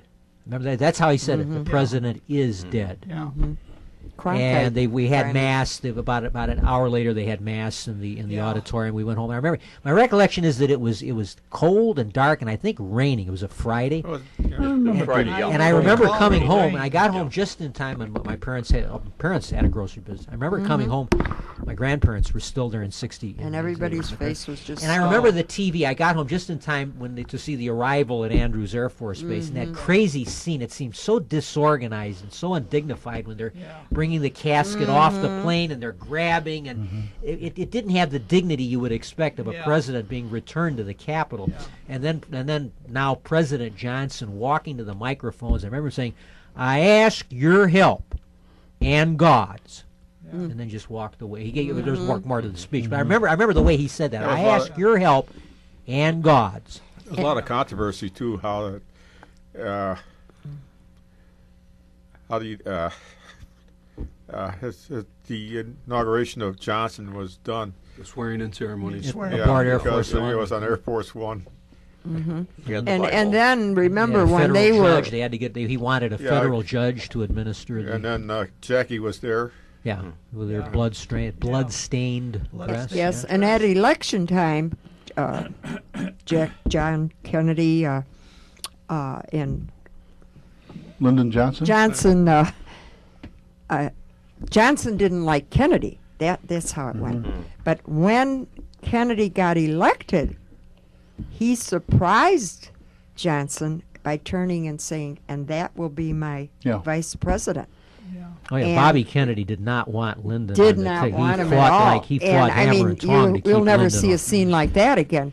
But here comes this other end of their life where he got, he's dead, and now Mr. Johnson is now the president, and it was really a quite a moment. Little story about Johnson. At that time, the space program was starting to come out, and it was destined for the University of Chicago. And Johnson, because he was from Texas, decided to have down in Houston. So consequently, we lost out because of that. It's now the Johnson Space Center. Yeah. Exactly. Nixon had the best line about talking about the space program when they brought back the moon rocks, and I forget, he said to his cabinet or maybe it was to Congress. He said, "Many politicians have promised you the moon. I am the first politician that is delivering the moon." Well, the interesting thing about Johnson, when the assassination, the Secret Service puts him in a room, guards the door, won't let anyone in or out, but they don't tell him what's happening. So he's sitting there with Lady Bird. There's no radio, nothing. He has no idea what's happened. He doesn't know how bad the president is because he wasn't close enough to see. And then a Secret Service man opens the door and says, "When do you wish to go back to Washington, Mr. President?" That's how he learned that the president was dead and he's now the president. You know what? I've heard that the Secret Service, technically, they had no claim for the body. They didn't really have They should have been the Texas coroner. The coroner of the county, though, But they demanded and argued and eventually got forced their way. They claimed that the autopsy. There was a documentary last week that said the autopsy was very defective. John, I remember that day very well when he got assassinated because I was working for Illinois Bell at the time, and I was at the corner of Touhy Avenue and Oriole. There was a gas station right on the corner there, and I was putting in 2 payphones, one inside the gas station and one outside the gas station. And when I went to call to test the phones, I couldn't get dial tone. And I'm looking and looking, figure out what the heck is going wrong. So finally I climbed the pole and I called the office, and I couldn't get dial tone up on the pole. And finally when I got through to the office, I says, "What is going on?" She said, "Well, didn't you hear the news?" I says, "No, what's that?" She says, "President Kennedy got assassinated." And what happens, anytime there's a major outbreak of news like that, everybody picks up their phone, and then it just ties up all the equipment in the telephone office. Now, Jeanette, just a minute ago, you had mentioned about you had turned on the radio and you had a lot of people in your store. Didn't that also happen for Our Lady of the Angels Fire? Oh yeah, I was. And I that's had coming up. somebody- That's coming up in a couple weeks December too. 1st. December 1st, right? Yeah, just a few weeks away. They're going to have. Are they going to have a mass? They're gonna, Well, I think they have a. I'm sure they would. Yeah, What- you know, Jeanette, and John is really good on this. When FDR passed away, That was April the 12th, 1945. 45. He was the only president I ever knew. Yeah. I could not believe it. I'm still crying to this day. You know. You know, he resembled my dad to me when I was a kid. Right. He dad image, Yeah. but he resembled my dad. Oh. I should bring a picture. That's what happened to me. That feeling of Yeah. remember. Losing. Yeah, losing. It Losing was of- just like, was I thinking of him as a president? And or Roosevelt did he had been represent president my for father, 12 years, you know? so it Yeah. must have been even more of. I mean, there were people that literally had never known any other president other I than was born. Franklin Roosevelt. I was born in Yeah, he was an '32. So he's the only president you knew, Yeah. and to find out that he's dead, and the war and he is was still going on. infallible. Jeanette, Yeah. Jeanette, did you have a little fella at home too? Follow his dog. Yeah. Well, yeah. Don't forget though that Eleanor ran quite a bit of the. She didn't look like it. She looked like a runner to me. Ran what? About 62, I believe. Yeah. Only Oh, she- 62, and that's amazing too. How Eleanor, I older mean- he looked, and he was Eleanor Yeah. Roosevelt. Roosevelt was 62, you controlled, said? He Eleanor for a while. Polio. young. That's Yeah. That's what I heard. Office. No, I don't I- think And so. always tried to hide Eleanor it. was Older in those days. Eleanor was traveling. You all may be the thinking of time. Mrs. Wilson after Wilson had his stroke. His Oh, wife, that too. his Yeah. wife, but no one. I mean, FDR. He was. It was doing pretty badly there because of the polio and everything else, and she did a lot of. decisions. I don't know anyone that's ever claimed that Eleanor was running any. I mean, FDR was running everything right down to the last minute. I don't know. That, Oh, I hear yeah. pros and cons on that. Okay. We got everybody's opinion except we have our learned announcer. What was your? Remember where you were when you heard about the Kennedy assassination? I was on a Greyhound bus coming from Madison to Chicago, and the driver stopped at a toll booth, and then he told the rest of us on the bus. It was really scary. Yeah. Wow. You were in school at the time, or Yeah, grad school up at the University of Wisconsin-Madison. Right. grad for Wasn't a what? good-looking lady or anything, but Coming in early for the weekend. you learned to love her. Okay. like Oh, yeah, it she was a Friday. just Yeah. good. I don't We- remember. for Tom. sure. You remember? Yeah. I don't remember being cold. You? I think it was a fairly mild day, but rainy. I don't remember that. It was a dismal day. I was. It was I a was dismal. painting gutters. I know. remember it raining. don't Temperature, I recall don't know, the but rain. I remember it being I wouldn't have been outdoors. coming home in the dark. But It's don't already forget, the 22nd. You of were at November. Fenwick. We were at St. Rita. We're closer to the equator. You know, another historical anniversary tomorrow is the 150th anniversary of what is considered the greatest presidential speech of all time, Lincoln's Gettysburg Address. Tomorrow? Yeah. November the 19th, 1863. Here he was. Delivered Here he it was in like the an Louvre. afterthought to even have him speak there. Yeah. Who was He the was big Edward orator? Edward Edward Everett, Everett. who was Mr. Resume. Edward Everett had been congressman, senator, governor of Massachusetts, ambassador to Great Britain, secretary of state, president of Harvard, and candidate for vice And- president of the United States. And he narrated the fraction fairy tales. That on was, Rocky. and he's actually, and Edward Everett Horton is actually a family descendant. Is he? Not a Yeah. not a direct descendant, but a nephew. That's interesting. Of he's named and was named in his Named honor, for him, Edward yeah. Everett Was Horton. that documented word for word? I'm sorry. The speech, was that documented word for word? The speech that Lincoln gave. Yeah. He wrote it. It's not true that he wrote it on an envelope, and it's not true that he wrote it on the railroad going there. How about a because shovel? He worked. Yeah. He He worked. No. They'd have to make a No. recreation if, But there were several Yeah. texts of it. They have what they believe is the text that he read from. There's several He then wrote out copies of it for various people. Some variations. And yeah. the interesting thing about Edward Everett is he had been very critical of Lincoln. He was not a political supporter of Lincoln. In fact, he ran on a ticket opposed to Lincoln in 1860. The day after the event, Edward Everett sends a letter to the president saying, "I wish that I could have come as close to the central purpose of this event in 2 hours of oratory Yeah. as you did in 2 minutes." Yeah. And Lincoln wrote back saying, very graciously, he said, you could not have spoken for a shorter time any more than I could have spoken for a longer time. We each did what was expected Yeah. of us, and thanked him for because people hear that Edward Everett spoke for 2 hours and they think, what a windbag. Yeah. But that was what those he was days. expected to do. Commonplace, huh? He laid out the whole story of the Battle of Gettysburg. It was like going to an entertainment for people. Yeah. He was a compelling orator, and that's what people wanted. Boy. And Lincoln was just there to deliver, and it said on the program, dedicatory remarks. Yeah. And when you're a speaker and you see the word remarks, That That's means it, short. keep it short. Keep it short. Now, yeah. did the president Someone speak add a fourth first? word to that. Keep it short. you know. My favorite comment was someone giving a speech. Adlai Stevenson, I think it was at Northwestern University,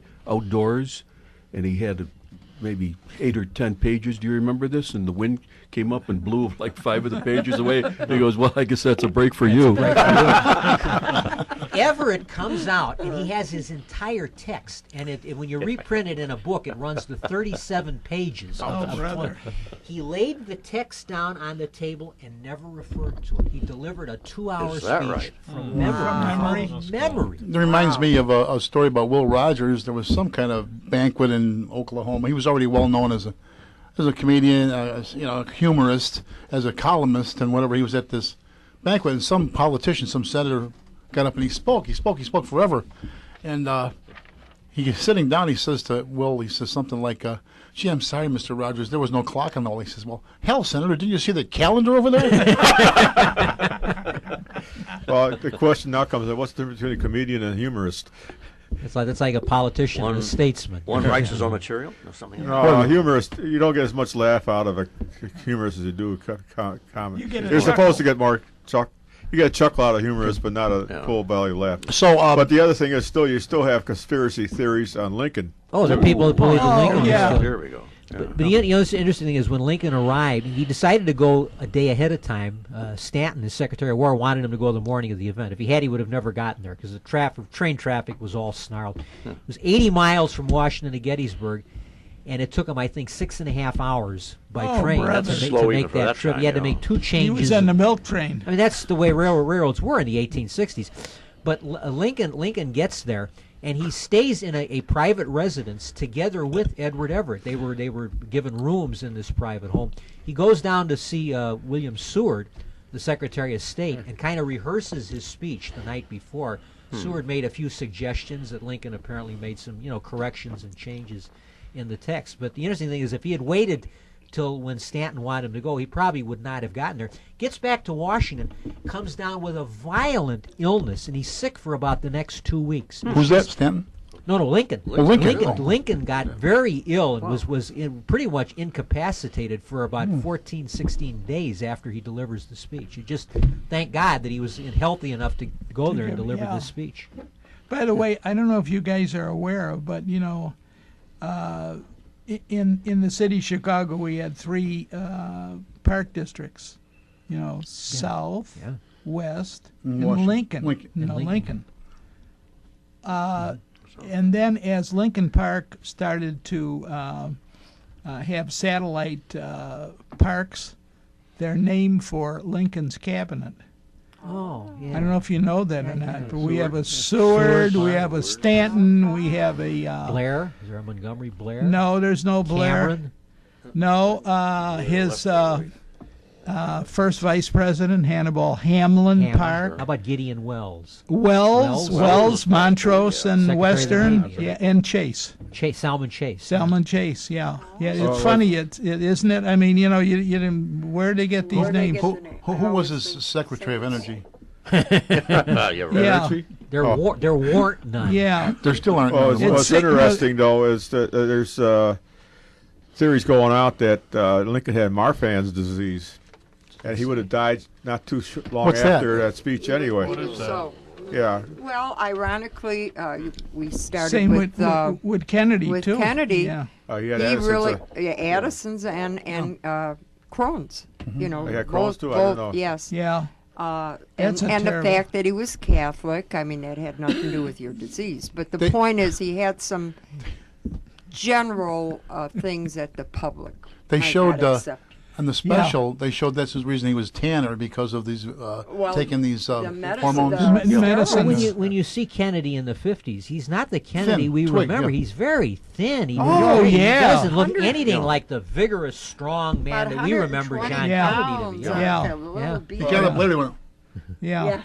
He used to have to lay down on the floor because of his back. Yeah, I mean, Always it had was back not a problems, fake yeah. story, but you know. You know, what I'd like to do is just the closing lines. I portray Lincoln, and I thought maybe I would do. Do you have elevator shoes? Pardon? Elevator shoes? Do you have any? Yeah, well, I actually have shoes which give me a little bit of extra height. How about I'm nowhere near the. You ought to 6 have a feet 4 that- stovepipe hat. I you do. know. I do have the hat gives Oh, you the added height. Yeah. Should have said, But, yours make you look thinner. You should have said Yeah, something. yeah.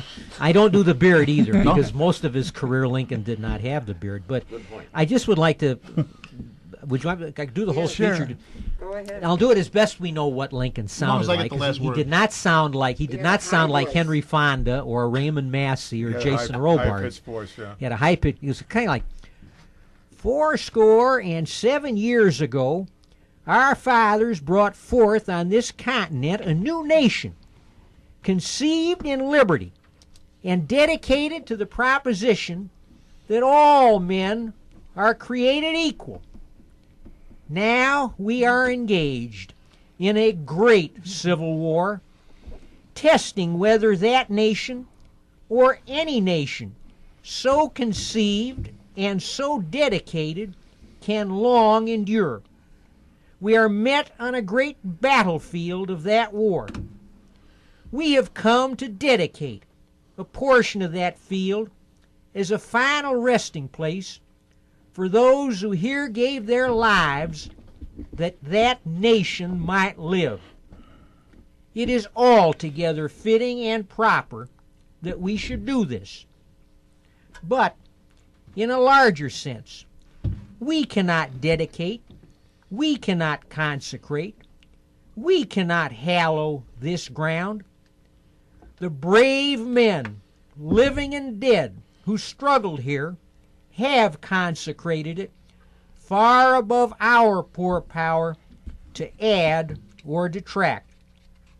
The world will little note, nor long remember, what we say here, but it can never forget what they did here.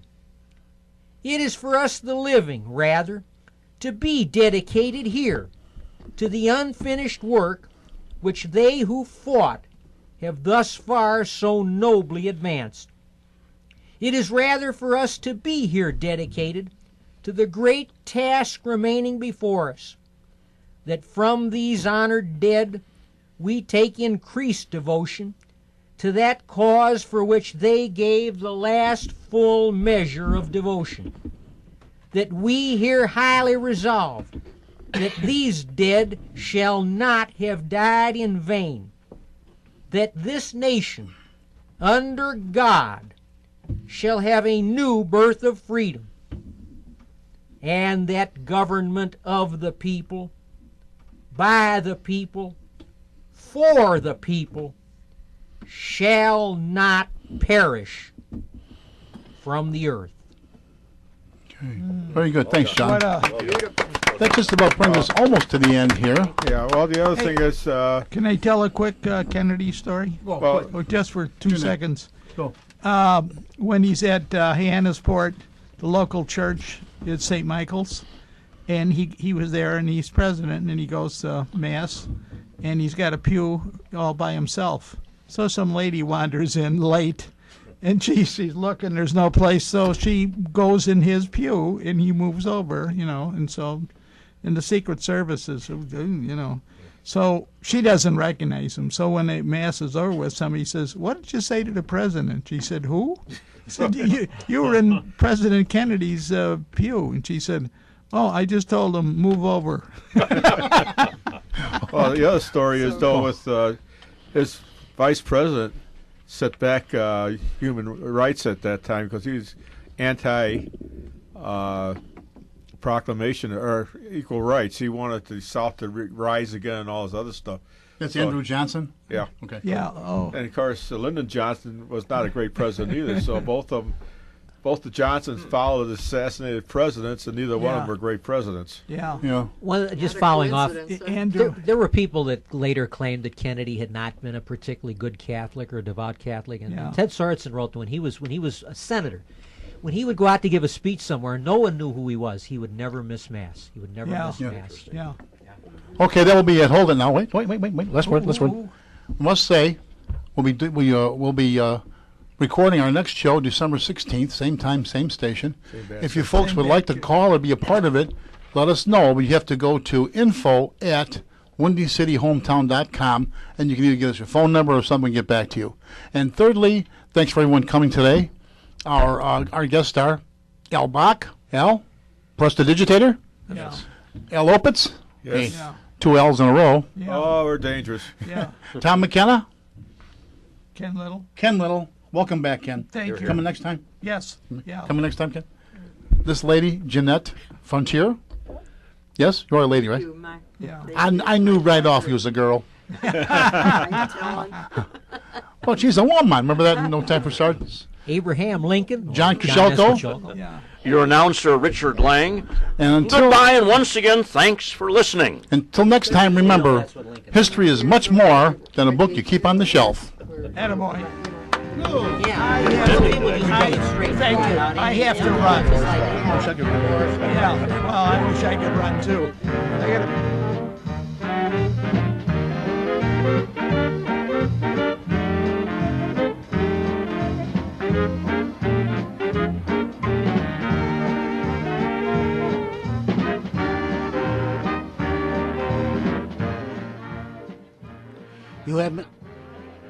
You have been listening to Meet the Chicago Historians from the John DeVita Broadcast Center on the Windy City Hometown Entertainment Network on Monday, November the 18th, year 2013.